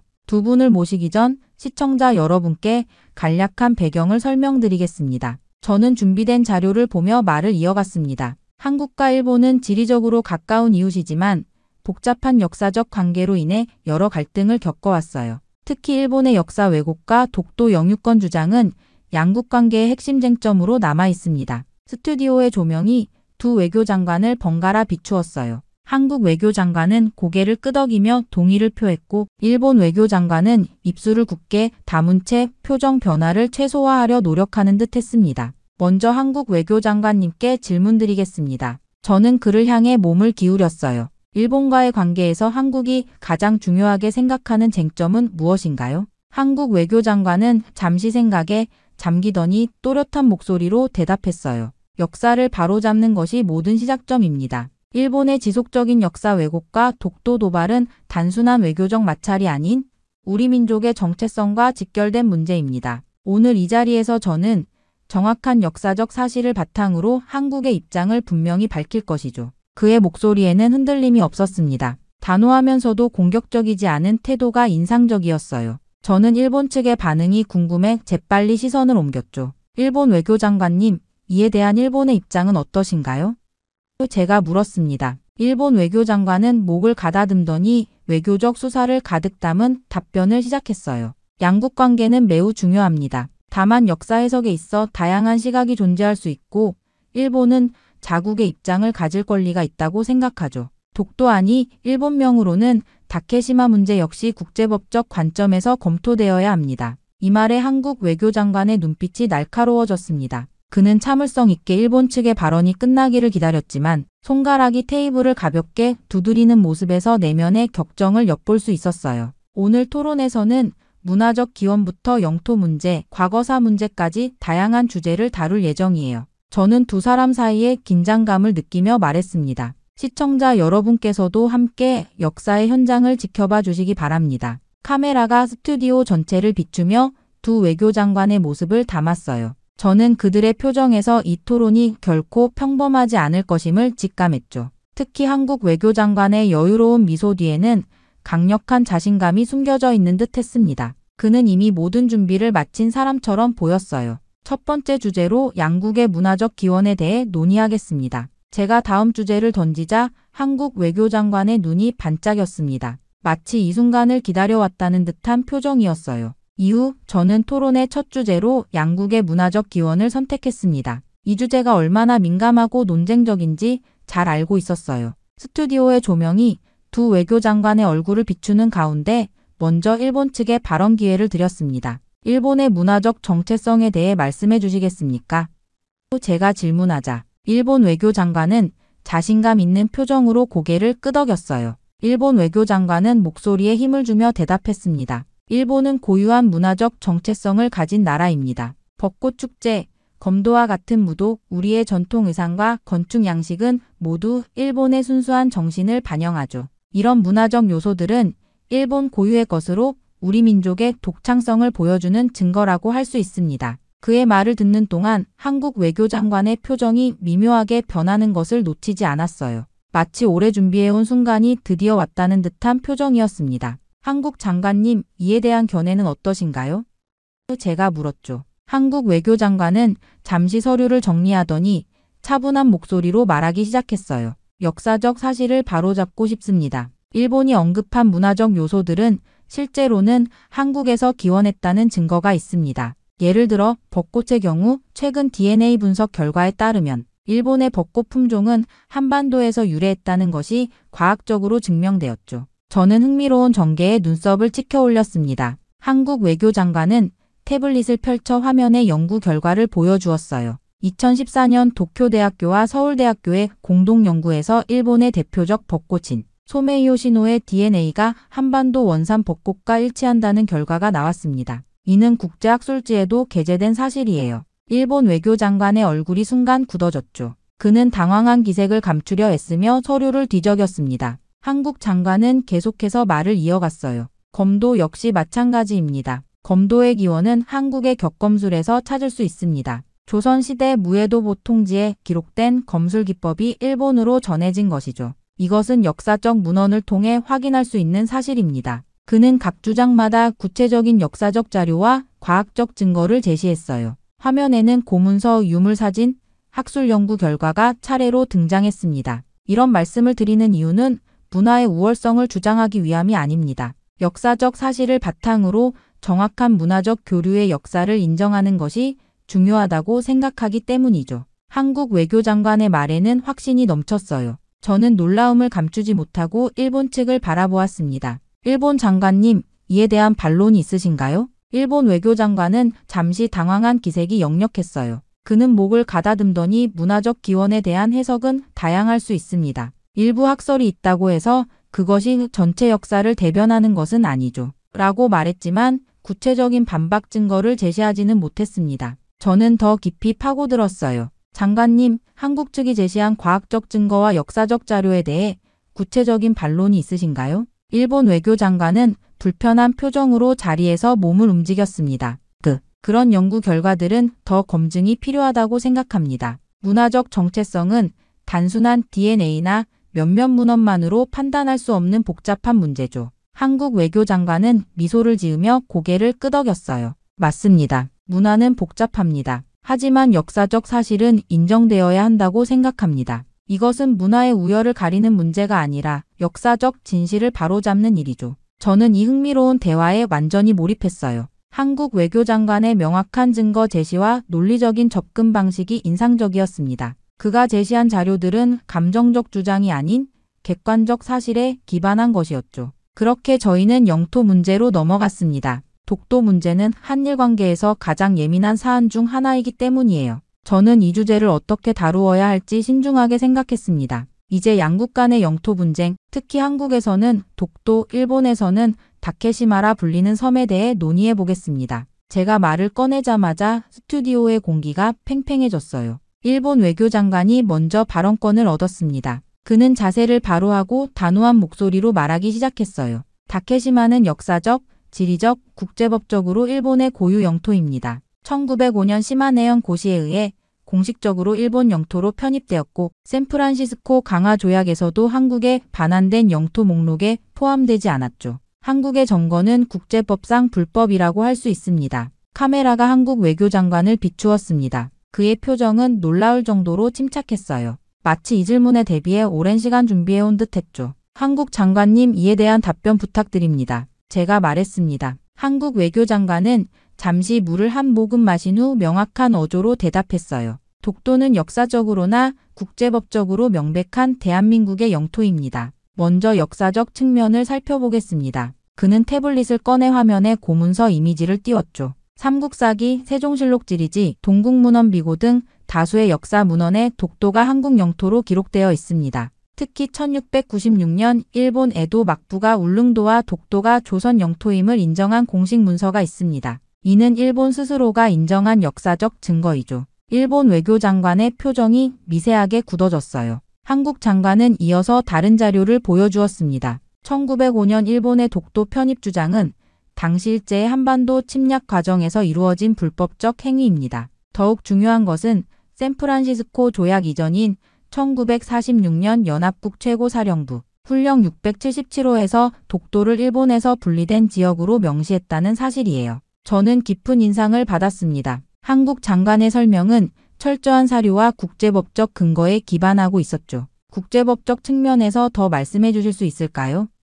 제가 물었어요. 한국 외교장관은 고개를 끄덕였습니다. 독도에 대한 한국의 실효적 지배는 국제법상 중요한 요소입니다. 한국은 1952년부터 독도에 경비대를 주둔시키고 등대와 헬기장 등 시설을 설치해 실질적 관할권을 행사해왔죠. 국제사법재판소도 영토 분쟁에서 실효적 지배를 중요한 판단 기준으로 삼고 있습니다. 그의 설명은 명쾌하고 논리적이었어요. 특히 인상적인 것은 감정적 호소가 아닌 객관적 사실과 국제법적 원칙에 기반한 주장이라는 점이었습니다. 일본 장관님, 이에 대한 반론이 있으신가요?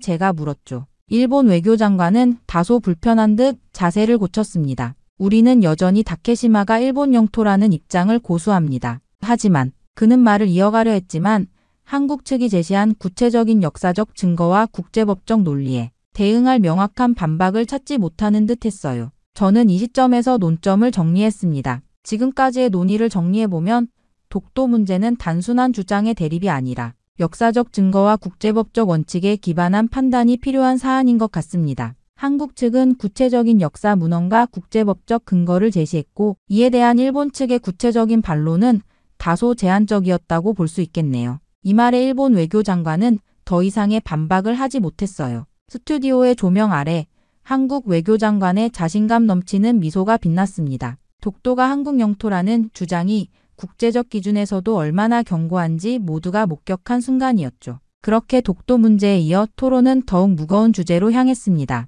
제가 화면에 띄운 역사적 사진들은 일제 강점기 징용 피해자들의 모습이었어요. 낡은 흑백 사진 속 고통스러운 표정들이 스튜디오 전체에 무거운 침묵을 드리웠습니다. 지금부터는 양국 간 가장 민감한 문제 중 하나인 일제 강점기 강제 징용 피해자 배상 문제를 논의하겠습니다. 제 목소리가 조용한 스튜디오에 울려 퍼졌어요. 일본 외교장관이 먼저 발언했습니다. 그는 다소 기계적인 어조로 준비된 듯한 답변을 시작했어요. 이 문제는 1965년 한일 기본조약과 청구권 협정으로 이미 완전히 그리고 최종적으로 해결되었습니다. 당시 한국은 경제협력 자금을 받는 대신 모든 청구권을 포기하는 데 합의했죠. 법적으로 이 문제는 이미 종결된 사안입니다. 그는 자신감에 차서 문서 파일을 꺼내 들었어요. 협정 제2조에 명시된 바와 같이 양국 및 양국 국민 간의 모든 청구권이 완전히 그리고 최종적으로 해결되었다는 점을 강조하고 싶습니다.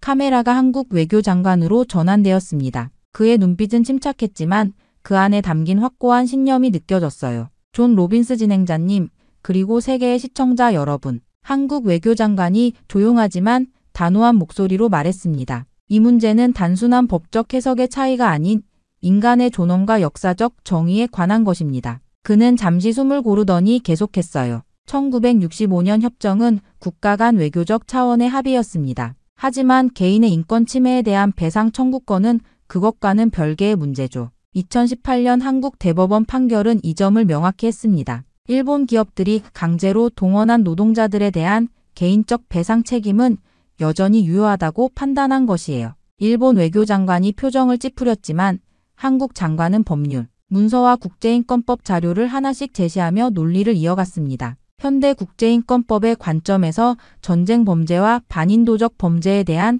개인 배상 청구권은 소멸되지 않습니다. 니른베르크 재판 이후 확립된 원칙이죠. 유엔 인권위원회도 일본의 전시 강제동원 피해자들에 대한 개별 배상을 권고한 바 있어요. 저는 그의 설명에 깊은 인상을 받았습니다. 감정적 접근이 아닌 현대 국제법과 인권의 관점에서 문제를 조명하는 그의 방식이 설득력 있게 다가왔죠. 더 중요한 것은 역사적 정의의 문제입니다. 한국 장관은 진지한 표정으로 말을 이어갔어요. 피해자들 중 대부분이 이미 고령이거나 세상을 떠났습니다. 이것은 단순히 돈의 문제가 아니라 그들의 고통을 인정하고 역사적 진실을 마주하는 문제죠. 진정한 화해는 과거의 잘못을 인정할 때 시작됩니다. 일본 장관이 반박하려 했습니다. 하지만 법적으로 이미 해결된 문제를 제가 중간에 끼어들었어요. 일본 장관님, 한국 측이 제기한 인권적, 도덕적 측면에 대해서는 어떻게 생각하십니까? 그는 잠시 당황한 기색이 역력했습니다. 물론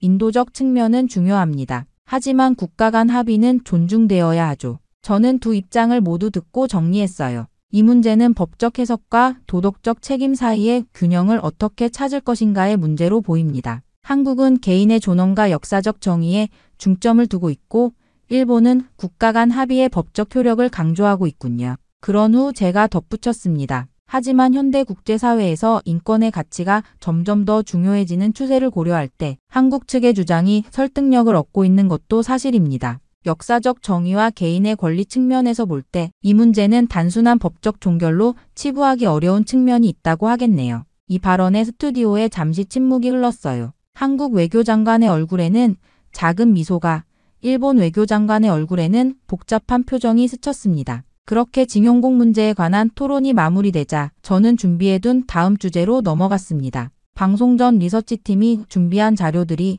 제 태블릿에 차례로 나타났어요. 일본 교과서 속 역사 서술 여론조사 결과, 전문가들의 분석 보고서까지. 이번에는 제가 직접 문제를 제기하기로 했습니다. 지금부터는 교육과 역사인식에 관한 문제를 다루겠습니다. 제 목소리가 스튜디오에 울려 퍼졌어요. 특히 일본의 교육 시스템에서 한국을 비롯한 주변 국가의 역사적 관계를 어떻게 가르치고 있는지, 그리고 이런 교육이 어떻게 일본 내 반한 감정을 키우고 있는지에 대해 질문하고 싶습니다. 저는 화면에 몇 가지 슬라이드를 띄웠죠. 최근 일본 교과서 검정에서 독도 영유권 주장이 강화되고 위안부 문제나 강제징용 관련 서술이 축소되거나 수정된 사례들이 있습니다. 이러한 역사 왜곡 교육은 일본 젊은 세대 내에서 반한 감정을 체계적으로 키우고 있다는 우려의 목소리가 높아요. 일본 외교장관의 표정이 경직되었습니다. 그는 자세를 바로 하며 말했죠. 교육 내용은 각국의 주권적 결정사항입니다. 일본 정부는 균형 잡힌 역사 교육을 위해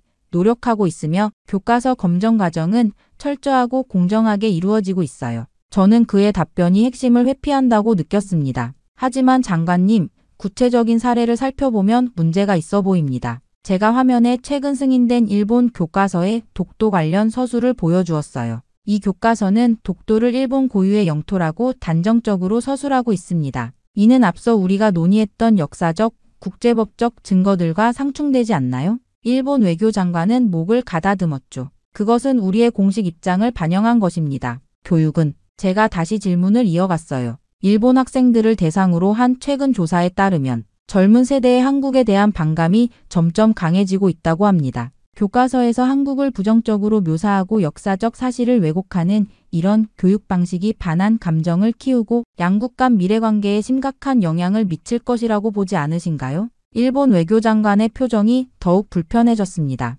우리는 미래지향적 관계를 추구하고 있습니다만 역사적 사실에 대한 서로 다른 해석이 존재할 수 있죠. 한국 외교장관이 발언 기회를 요청했어요. 그의 얼굴은 차분했지만 눈빛은 강한 의지를 담고 있었습니다. 역사 교육은 미래 세대 인식을 형성하는 중요한 토대입니다. 한국 장관이 말했어요. 객관적 사실에 기반한 교육이 아니라 자국 중심의 왜곡된 역사 서술은 결국 일본 내 반한 감정을 조직적으로 키우게 되고 이는 양국 관계의 미래에 심각한 장애물이 됩니다. 이는 단순한 교육 주권의 문제가 아니라 역사적 진실과 국제 이해의 문제죠. 저는 한국 장관의 말에 동의하면서 일본 측에 다시 질문했습니다. 객관적인 역사 연구 결과가 교과서에 제대로 반영되어야 한다는 주장에 대해서는 어떻게 생각하십니까? 일본 외교장관은 질문을 우회하려 했어요. 우리는 학문의 자유를 존중합니다. 다양한 연구 결과가 있을 수 있고 제가 부드럽지만 단호하게 말을 끊었습니다.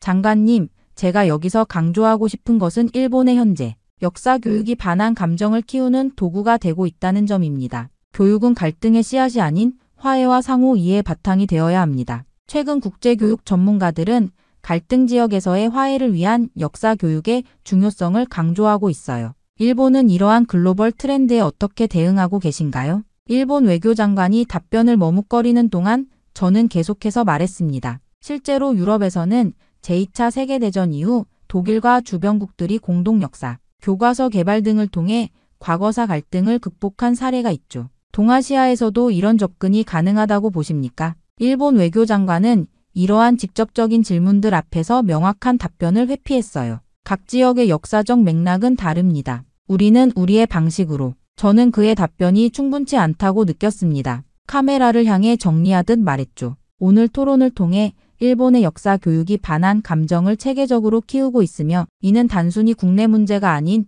국제적 평화와 협력에 큰 장애물이 되고 있음을 확인할 수 있었습니다. 객관적 사실에 기반한 교육만이 진정한 상호 이해와 화해의 토대가 될 수 있을 것입니다. 스튜디오에 잠시 침묵이 흘렀어요. 한국 외교장관의 얼굴에는 담담한 미소가, 일본 외교장관의 얼굴에는 복잡한 표정이 스쳤습니다. 제 질문을 통해 일본 교육 시스템의 문제점이 국제적으로 드러난 순간이었죠. 그렇게 무거운 교육 문제에 이어 토론은 경제 분야로 자연스럽게 넘어갔습니다. 저는 화면에 양국 경제 지표를 보여주는 그래프들을 띄웠어요. 반도체, 자동차, 조선, 스마트폰 시장 점유율과 글로벌 경쟁력 지수를 나타내는 다양한 차트가 나타났습니다. 이제 양국 경제관계에 대해 이야기해 보겠습니다. 제가 말했어요. 특히 한국 산업의 일본 의존도와 관련된 오랜 논쟁이 있어 왔는데 이에 대한 양측의 견해를 듣고 싶습니다. 일본 외교장관이 먼저 발언권을 얻었습니다. 그는 자신감 있는 표정으로 말을 시작했어요. 한일 경제관계에서 주목해야 할 점은 핵심 산업, 소재와 부품 분야에서 한국이 여전히 일본에 의존하고 있다는 사실입니다. 특히 반도체 제조에 필수적인 고순도 불화수소, 포토레지스트, 플루오린 폴리이미드 같은 첨단 소재는 일본이 세계 시장을 주도하고 있죠. 그는 준비해온 자료를 화면에 띄웠습니다. 2019년 무역 분쟁 당시 일본의 수출 규제로 한국 기업들이 얼마나 큰 타격을 받았는지를 보면 한국 산업의 일본 의존성을 명확히 알 수 있습니다. 세계적인 기업들이 있다고는 하지만 그 기업들의 공급망은 여전히 일본 기술에 크게 의존하고 있다고 볼 수 있어요. 저는 한국 외교장관의 표정이 오히려 더 편안해지는 것을 발견했습니다. 그는 마치 이 질문을 기다려왔다는 듯한 여유로운 미소를 지었어요. 한국 장관님, 일본 측의 이러한 주장에 대해 어떻게 생각하십니까? 제가 물었죠. 한국 외교장관은 침착하게 태블릿을 열었습니다. 우선 정확한 사실관계를 짚고 넘어가겠습니다. 2019년 일본의 수출 규제는 분명 도전이었지만 그 결과는 어떻게 되었을까요? 그가 화면에 띄운 자료는 놀라웠어요. 규제 이후 불과 2년 만에 한국은 해당 소재들의 국산화에 성공했습니다. 삼성전자와 SK하이닉스는 더 이상 일본 소재에 의존하지 않고 있으며 오히려 글로벌 반도체 시장 점유율은 더 높아졌죠. 이것이 바로 한국 기업의 기술력과 위기 대응 능력을 보여주는 증거입니다. 그는 계속해서 명확한 데이터를 제시했어요. 현재 글로벌 메모리 반도체 시장에서 삼성전자와 SK하이닉스의 점유율은 70%를 넘습니다. 스마트폰 시장에서 삼성은 애플과 함께 선두를 다투고 있고 현대자동차는 글로벌 전기차 시장에서 빠르게 성장하고 있죠. LG는 OLED 디스플레이 분야에서 세계 최고 기술을 보유하고 있습니다.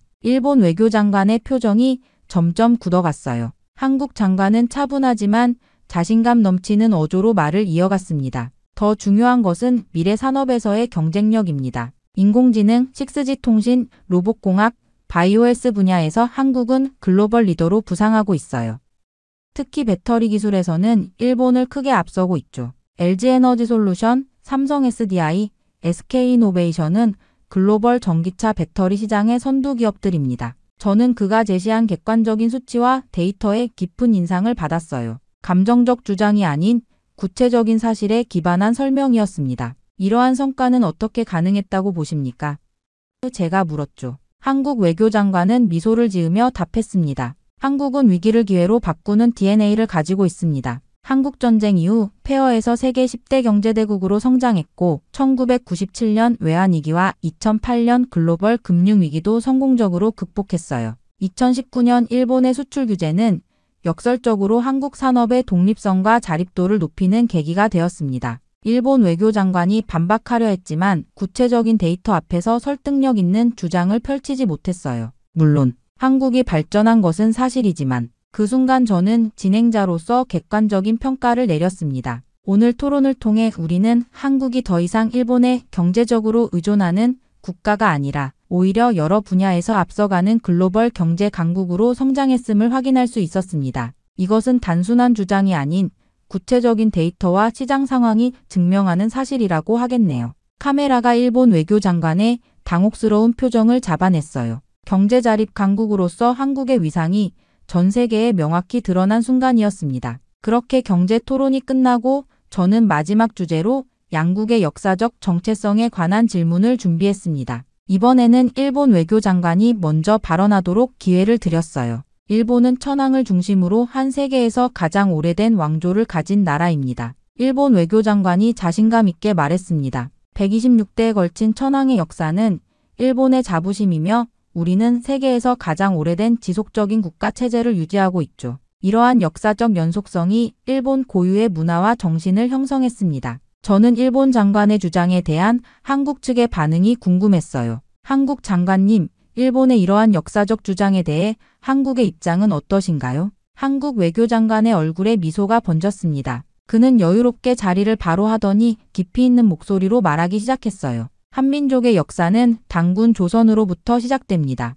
기원전 2333년 약 4300년 전의 일이죠. 단군 신화는 단순한 신화가 아니라 우리 민족의 정체성과 정신을 담고 있는 역사적 뿌리입니다. 그는 태블릿을 펼쳐 고고학적 발굴 자료와 역사 문헌들을 화면에 띄웠어요. 최근의 고고학적 발견들은 한반도에서 5000년 이상의 문명이 지속되어 왔음을 증명하고 있습니다. 고조선의 유물과 유적은 실제로 매우 발달된 청동기 문명이 존재했음을 보여주죠. 저는 그의 설명에 흥미를 느꼈습니다. 단군 신화가 한국인들에게 어떤 의미를 가지는지 좀 더 설명해 주시겠어요? 한국 외교장관은 잠시 생각에 잠기더니 진지한 표정으로 말했습니다. 단군 신화는 홍익인간이라는 철학을 담고 있습니다. 널리 인간을 이롭게 한다는 이 이념은 5000년 한민족 역사를 관통하는 핵심 가치죠. 일제강점기 때도 단군 신앙은 민족의 정신적 구심점이 되었고 독립운동의 사상적 토대가 되었습니다.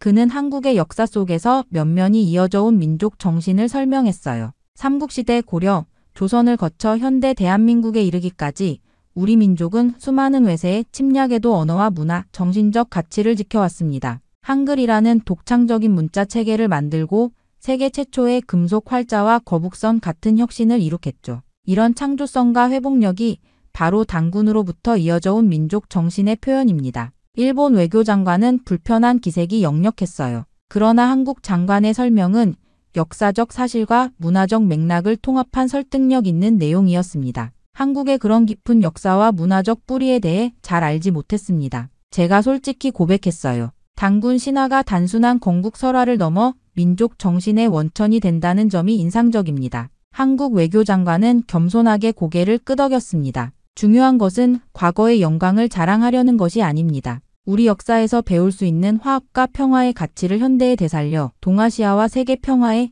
기여하고자 하는 것이 한국의 바람입니다. 그의 말에는 자부심과 함께 미래를 향한 비전이 담겨 있었어요. 스튜디오에 잠시 감동적인 침묵이 흘렀습니다. 저는 이 순간이 단순한 역사 논쟁을 넘어 한민족의 정신적 깊이를 세계에 알리는 귀중한 시간이 되었다고 느꼈죠. 그리고 드디어 토론의 마무리 시간이 다가왔습니다. 저는 진행자로서 지금까지의 토론을 정리해야 했어요. 하지만 솔직히 말하면 제 마음속에는 이미 분명한 결론이 자리 잡고 있었습니다. 이 토론은 제게도 큰 변화를 가져왔죠. 오늘 우리는 한일 관계의 주요 쟁점들을 깊이 있게 살펴보았습니다. 제가 카메라를 향해 말했어요. 문화적 기원부터 영토 분쟁, 역사 문제, 경제 관계까지 다양한 주제에 대한 양국의 입장을 들어볼 수 있었죠. 스튜디오의 조명이 두 외교장관의 얼굴을 비추었습니다. 일본 외교장관은 불편한 표정으로 자리에 앉아 있었고 한국 외교장관은 평온하면서도 자신감 넘치는 모습이었어요. 저는 진행자로서 중립을 지켜야 하지만 오늘 토론을 지켜보며 깊은 인상을 받은 점을 말씀드리지 않을 수 없습니다. 제 목소리는 평소보다 더 진지했죠.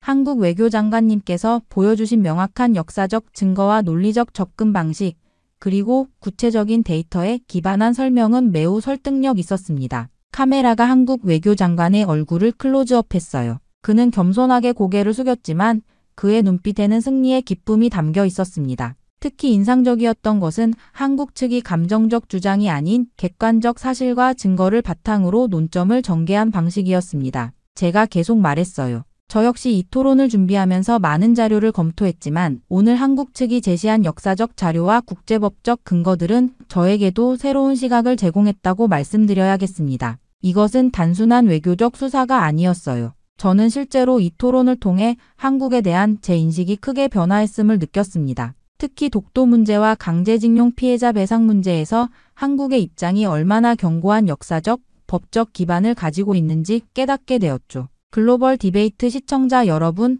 우리는 오늘 매우 중요한 역사적 순간을 목격했습니다. 제 목소리에는 확신이 담겨 있었어요. 한국은 오랫동안 일본과의 역사적 갈등에서 자신들의 입장을 국제사회에 충분히 알리지 못했다는 평가를 받아왔지만 오늘 우리는 한국의 외교가 얼마나 당당하고 설득력 있게 변화했는지를 분명히 보았습니다. 그때 스튜디오 밖에서 들려오는 소리가 있었어요. 제작진이 알려준 바에 따르면 토론을 시청한 세계 각국의 반응이 실시간으로 쏟아지고 있었습니다. 방금 전달받은 소식에 따르면 오늘 토론에 대한 국제 여론의 반응이 매우 뜨겁다고 합니다. 제가 놀란 표정으로 말했죠. 유럽과 미국, 아시아 각국의 시청자들은 한국 측이 제시한 역사적 증거와 논리에 깊은 인상을 받았다는 반응을 보내고 있습니다. 일본 외교장관의 얼굴이 더욱 굳어졌어요. 반면 한국 외교장관은 침착한 표정을 유지했지만 그의 눈빛에서는 자부심이 느껴졌습니다. 이번 토론은 단순한 양국 간의 논쟁을 넘어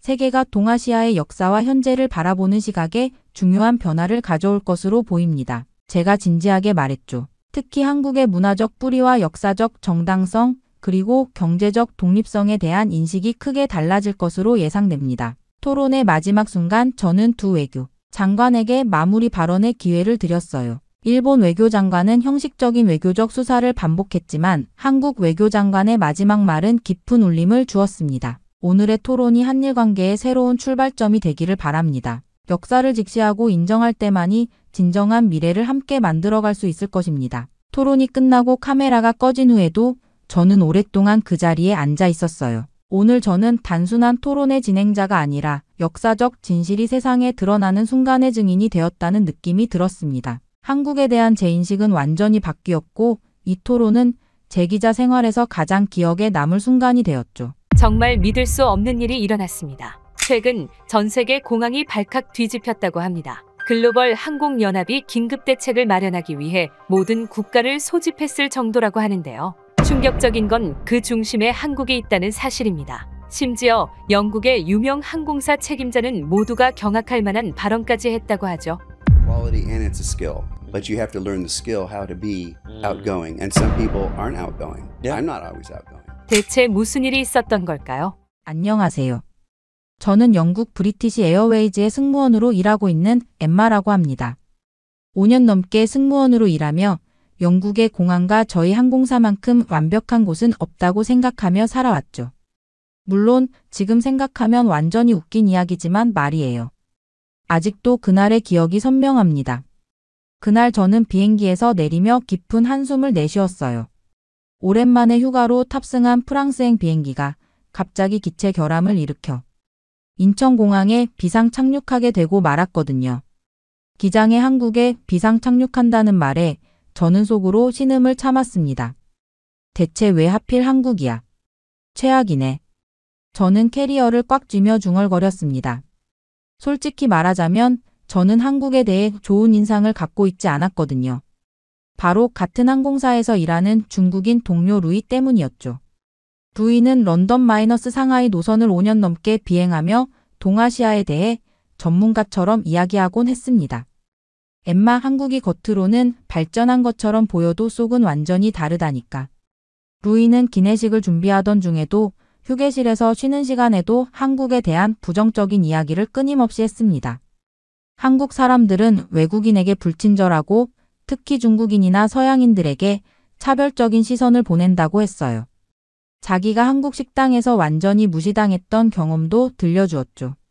처음으로 한국에 방문해 설레는 마음으로 식당을 들어갔는데 그곳의 사람들이 중국인은 나가라며 자신을 완전히 문전박대했다고 하더군요. 그 말에 저는 충격을 받았습니다. 어떻게 그런 짓을 할 수가 있을까요? 중요한 건 이런 일이 한두 번이 아니라고 했어요. 외국인에 대한 시선이 좋지 않고 아직도 그들의 수준은 80년대에 머물러 있다고 하더군요. 아마 여행을 가게 되면 큰 수치심을 느낄 거라고 했어요. 이뿐만이 아니었습니다. 루이는 손을 휘저으며 음식에 대해서도 혹평했죠. 한국 음식은 너무 맵고 짜서 진짜 맛을 느낄 수 없다고요. 중국 음식은 섬세한데 비해 한국은 그냥 고춧가루만 잔뜩 넣는다고 깎아내렸죠. 또 한국의 위생 상태에 대해서도 비판했어요. 길거리는 겉으로 깨끗해 보여도 구석구석은 엉망이라면서 특히 공중화장실은 들어가기 무서울 정도로 더럽다고 강조했습니다. 물론 처음에는 반신반의했지만 루이가 워낙 확신에 찬 목소리로 말하다 보니 저도 모르게 한국에 대한 부정적인 이미지가 쌓여갔어요. 오랜 기간 동안 이 이야기를 들어온 다른 승무원들도 루이의 말에 고개를 끄덕이며 한국보다는 일본이나 싱가포르를 선호한다고 했습니다. 난 도쿄가 훨씬 좋아. 적어도 거기서는 사람들이 예의 바르게 대해주잖아.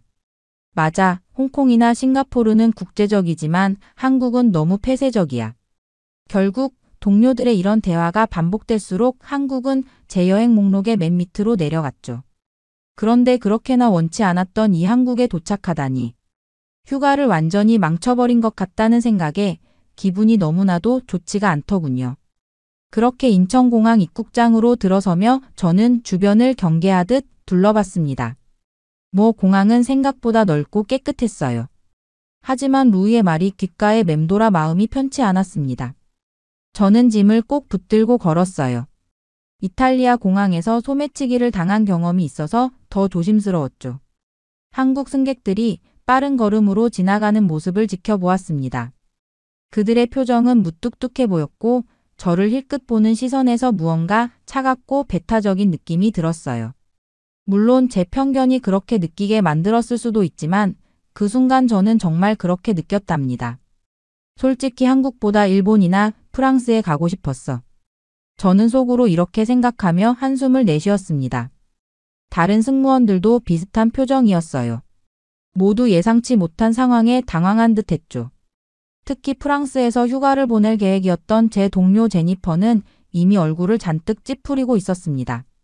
화장실을 찾아 걸어가는 동안 한국어 안내 방송이 귓가에 울렸어요. 알아들을 수 없는 말들이 더 불안하게 느껴졌습니다. 다행히 영어 안내도 함께 나왔지만 그래도 마음이 편치 않았죠. 어떻게든 이 짧은 시간을 버티고 빨리 프랑스로 가고 싶었어요. 한국에서 뭘 해야 할지, 어떻게 시간을 보내야 할지 감이 오지 않았습니다. 하지만 저는 그때까지 몰랐어요.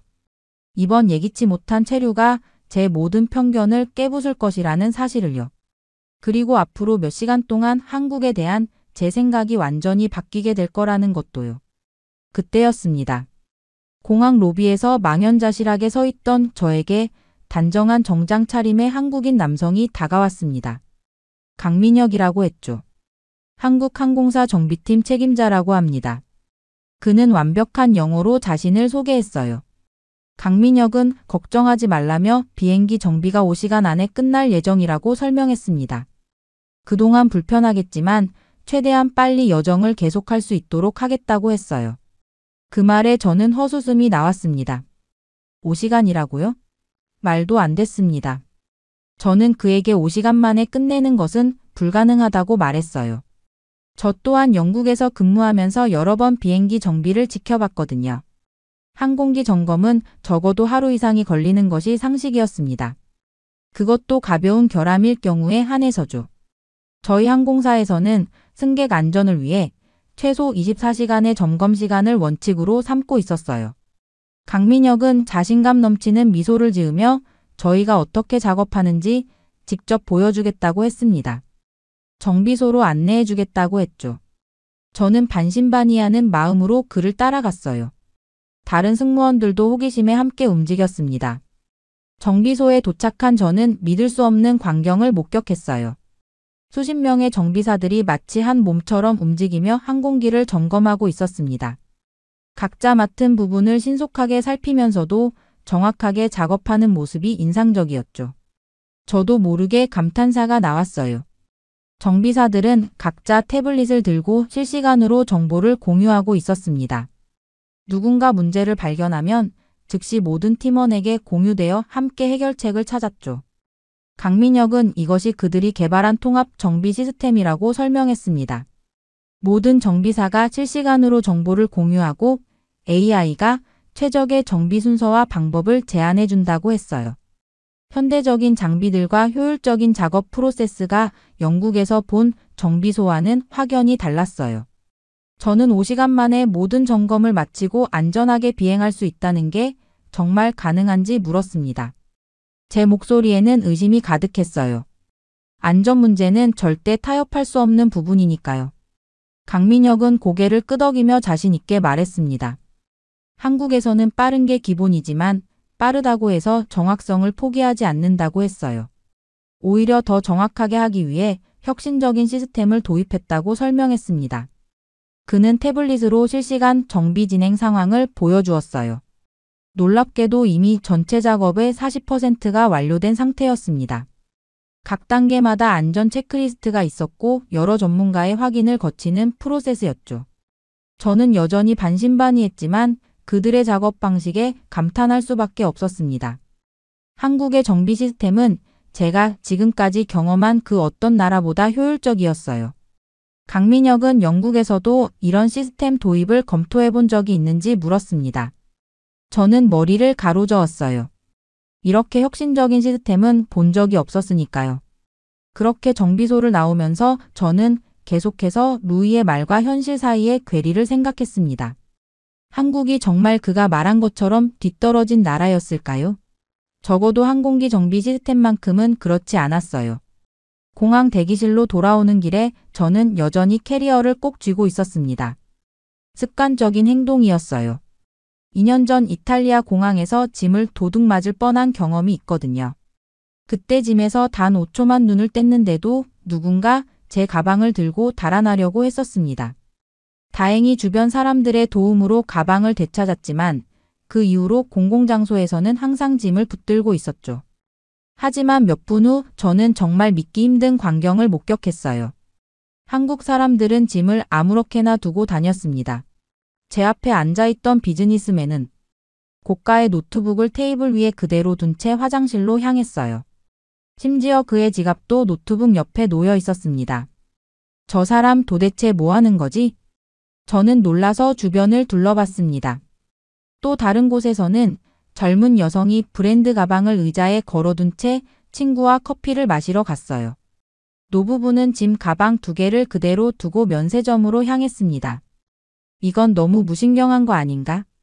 저는 긴장하며 제 캐리어를 더 꽉 붙잡았어요. 혹시나 도둑이 나타나면 주변 사람들에게 알려야겠다고 생각했죠. 하지만 시간이 지나도 도난당했다는 사람은 단 한 명도 없었습니다. 오히려 사람들은 너무나 평온한 표정으로 각자의 일상을 즐기고 있었어요. 화장실에 갔던 비즈니스맨이 돌아와 아무 일도 없다는 듯 노트북을 사용하기 시작했습니다. 면세점에 갔던 노부부도 짐이 그대로 있는 것을 확인하고는 별다른 반응 없이 앉았어요. 이게 가능한 일인가?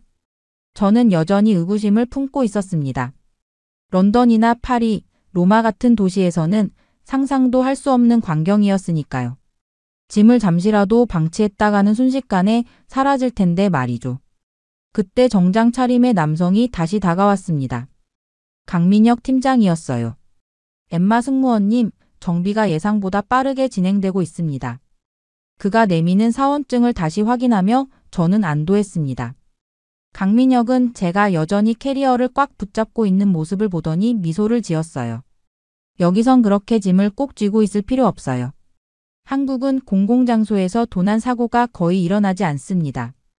저는 여전히 반신반의했지만 주변의 모습을 다시 한번 살펴보니 정말 그런 것 같았습니다. 사람들은 자신의 소지품에 대해 전혀 걱정하지 않는 듯 했어요. 정말요? 그럼 저 노트북이나 가방을 그냥 두고 가도 안전하다는 말씀인가요? 강민혁은 고개를 끄덕였습니다. 한국은 CCTV가 많고 시민의식이 높아서 공공장소에서의 도난 사고율이 세계 최저 수준이라고 했어요.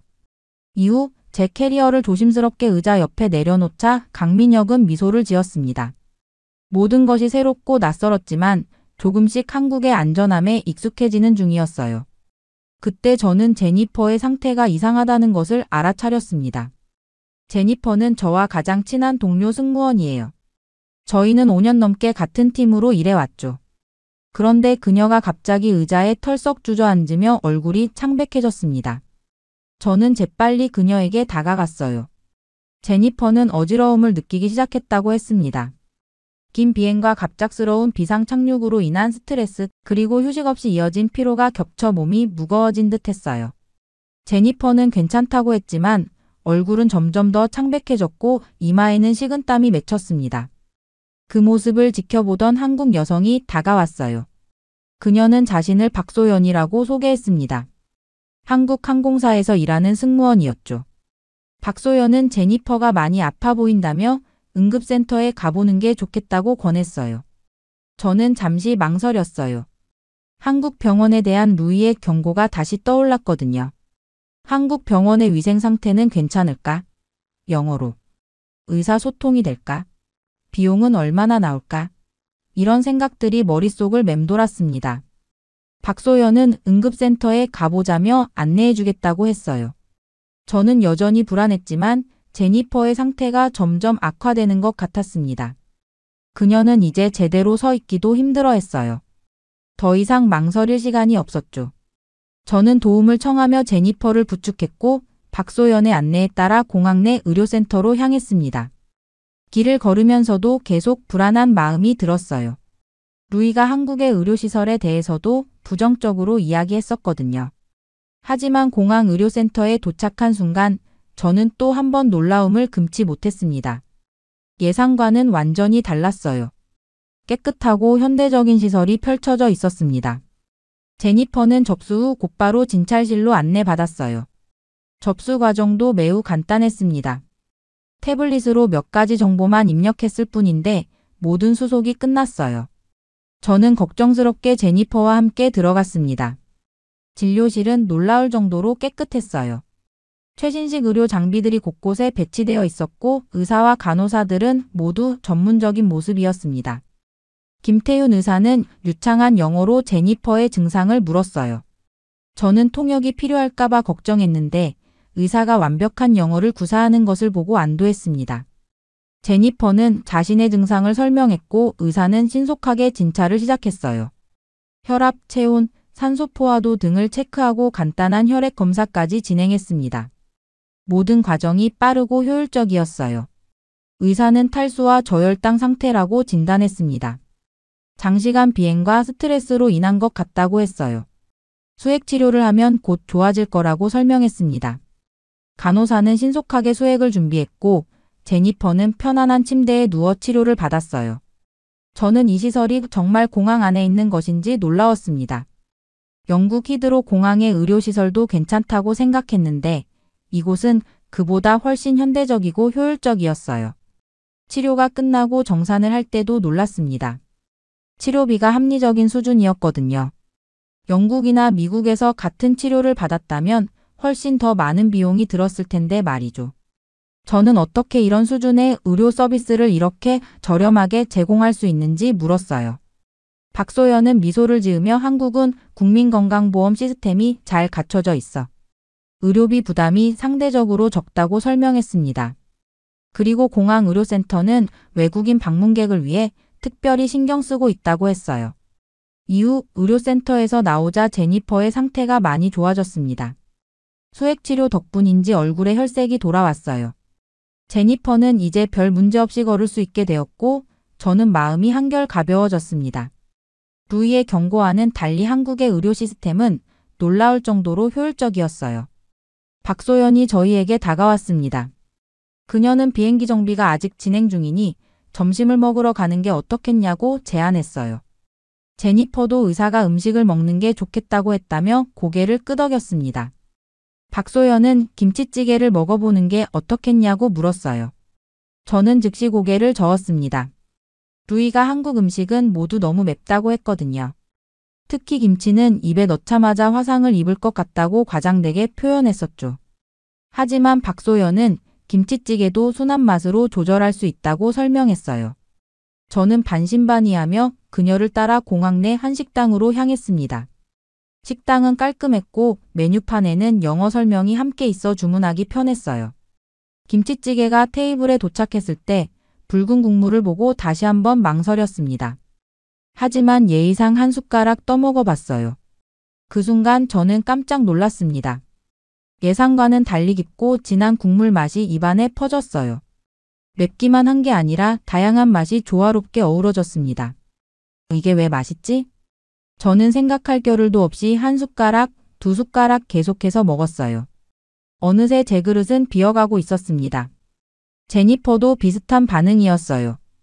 그녀는 된장찌개를 시켰는데 계속해서 맛있다는 감탄사를 내뱉었습니다. 루이의 말이 다 틀렸네요. 한국 음식은 정말 맛있어요. 박소연은 미소를 지으며 한국 음식의 다양성에 대해 설명해 주었습니다. 매운 음식만 있는 것이 아니라 담백하고 깊은 맛을 내는 요리가 많다고 했어요. 김치도 여러 종류가 있으며 모든 한국 음식이 매운 것은 아니라고 했습니다. 식사를 마친 후 박소연이 잠시 화장실에 가는 동안 저희는 근처 편의점에 들렀어요. 그런데 이 편의점이 또 한 번 저를 놀라게 했습니다. 영국의 편의점과는 차원이 달랐어요. 먼저 눈에 띈 것은 무인 계산 시스템이었습니다. 고객들이 스스로 상품을 스캔하고 결제할 수 있는 시스템이 갖춰져 있었어요. 상품들은 정갈하게 정리되어 있었고 신선한 도시락과 삼각김밥 같은 즉석식품도 다양했습니다. 특히 삼각김밥의 포장에 감탄했어요. 박소연이 돌아와서 어떻게 먹는지 시범을 보여줬는데 포장의 한쪽 귀퉁이를 당기면 비닐이 깔끔하게 벗겨지는 설계였습니다. 김밥을 싸고 있는 김이 습해지지 않도록 김과 밥 사이에 얇은 필름을 넣은 아이디어도 놀라웠어요. 이런 편리한 시스템은 영국에서도 본 적이 없어요. 저는 감탄사를 연발했습니다. 디자인, 실용성, 위생까지 모든 면에서 완벽했어요. 편의점 음료 코너에서는 다양한 종류의 차와 커피, 생과일 주스가 진열되어 있었고 심지어 와인과 맥주까지 판매하고 있었습니다. 제니퍼는 삼각김밥 여러 개와 아이스커피를 구매했어요. 저는 유자차와 참치 삼각김밥을 골랐습니다. 무인 계산대에서 간편하게 결제한 후 저희는 다시 공항 대기실로 향했어요. 박소연은 한국의 편의점이 단순한 상점이 아니라 생활 문화 공간이라고 설명했습니다. 24시간 운영되며 공과금 납부, 택배 서비스, 심지어 간단한 식사까지 해결할 수 있는 곳이라고 했어요. 그렇게 공항 대기실로 돌아오는 길에 저는 계속해서 한국에 대한 새로운 인상을 정리하고 있었어요. 루이의 말과는 달리 한국은 놀라울 정도로 발전되고 효율적인 나라였습니다. 깊은 맛의 음식과 편리한 시스템까지 모든 것이 기대 이상이었죠. 대기실로 들어서자 비행기 정비가 거의 끝나가고 있다는 안내 방송이 나왔어요. 승객들은 다시 탑승 준비를 하고 있었습니다. 이제 곧 프랑스로 향할 수 있게 된 거죠. 하지만 저는 이상하게도 서둘러 떠나고 싶은 마음이 들지 않았어요. 오히려 더 많은 것을 보고 싶다는 생각이 들었습니다. 박소연과 다른 한국 승무원들이 승객들을 응대하는 모습을 지켜보며 저는 또 한 번 감탄했어요. 시간이 흐를수록 한국 승무원들의 서비스 정신이 얼마나 특별한지 더 깊이 느낄 수 있었습니다. 그들은 승객 한 명 한 명을 정말 세심하게 배려했어요. 연세 드신 할머니에게는 천천히 안내하고 작은 아이들에게는 눈높이를 맞추어 이야기했습니다. 특히 인상적이었던 것은 문제가 생겼을 때의 대처 방식이었어요. 한 승객이 탑승권을 분실했다며 당황해했을 때 박소연을 포함한 3명의 승무원이 즉시 도움을 주기 위해 달려왔습니다. 한 명은 승객을 진정시키고 다른 한 명은 시스템에서 정보를 확인했으며 또 다른 한 명은 분실물 센터에 연락했어요. 모두 자신의 역할을 완벽하게 수행하면서도 서로를 돕는 팀워크가 놀라웠습니다. 어떻게 항상 그렇게 침착하게 대응할 수 있는 거예요? 저는 박소연에게 물었어요. 그녀는 부드러운 미소를 지으며 대답했습니다. 저희는 한국을 대표하는 얼굴이니까요. 승객들이 한국에 대해 갖는 이의 첫인상이 저희를 통해 만들어진다고 생각해요. 그녀의 말에 저는 깊은 인상을 받았어요. 단순히 직업적인 의무를 넘어서 국가의 이미지를 책임진다는 자부심이 그들의 서비스 정신을 더욱 특별하게 만들고 있었던 거죠. 비행 준비가 거의 끝나갈 무렵 저는 문득 한 가지 생각이 들었습니다. 한국 항공사에서 일하면 어떨까? 제가 일하는 영국 항공사도 물론 훌륭했지만 한국 승무원들의 세심함과 전문성 그리고 자부심은 분명 배울 점이 많았어요.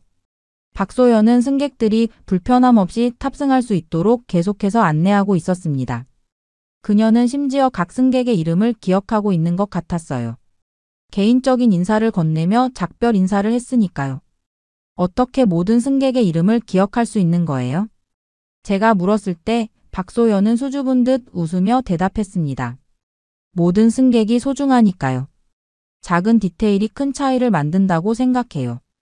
그녀의 말에 저는 다시 한번 감동했습니다. 이런 진심 어린 태도야말로 진정한 서비스 정신의 핵심이라는 생각이 들었어요. 저는 제 팀 동료들을 둘러보았습니다. 그들도 한국 승무원들의 태도에 감명받은 듯 했어요. 제니퍼는 심지어 메모를 하고 있었습니다. 아마도 돌아가서 자신의 서비스에 적용하려는 듯 했어요. 그때 비행기 탑승을 알리는 안내방송이 울렸습니다. 저는 드디어 프랑스로 떠날 시간이 되었다는 것을 실감했어요. 하지만 마음속에는 이상한 감정이 일었습니다. 예기치 않게 머물게 된 한국에서의 몇 시간이 저에게 큰 인상을 남겼거든요. 제니, 잠깐만요. 저는 탑승구로 향하던 제니퍼의 팔을 잡았습니다. 그녀는 의아한 표정으로 저를 바라봤어요. 왜? 뭐 잊어버린 거라도 있어? 저는 천천히 고개를 저었습니다. 갑자기 머릿속에 떠오른 생각이 있었거든요. 처음엔 프랑스를 기대했지만 이제는 한국이 더 궁금해졌습니다. 몇 시간 동안 경험한 한국의 모습은 제가 상상했던 것과 너무나도 달랐어요.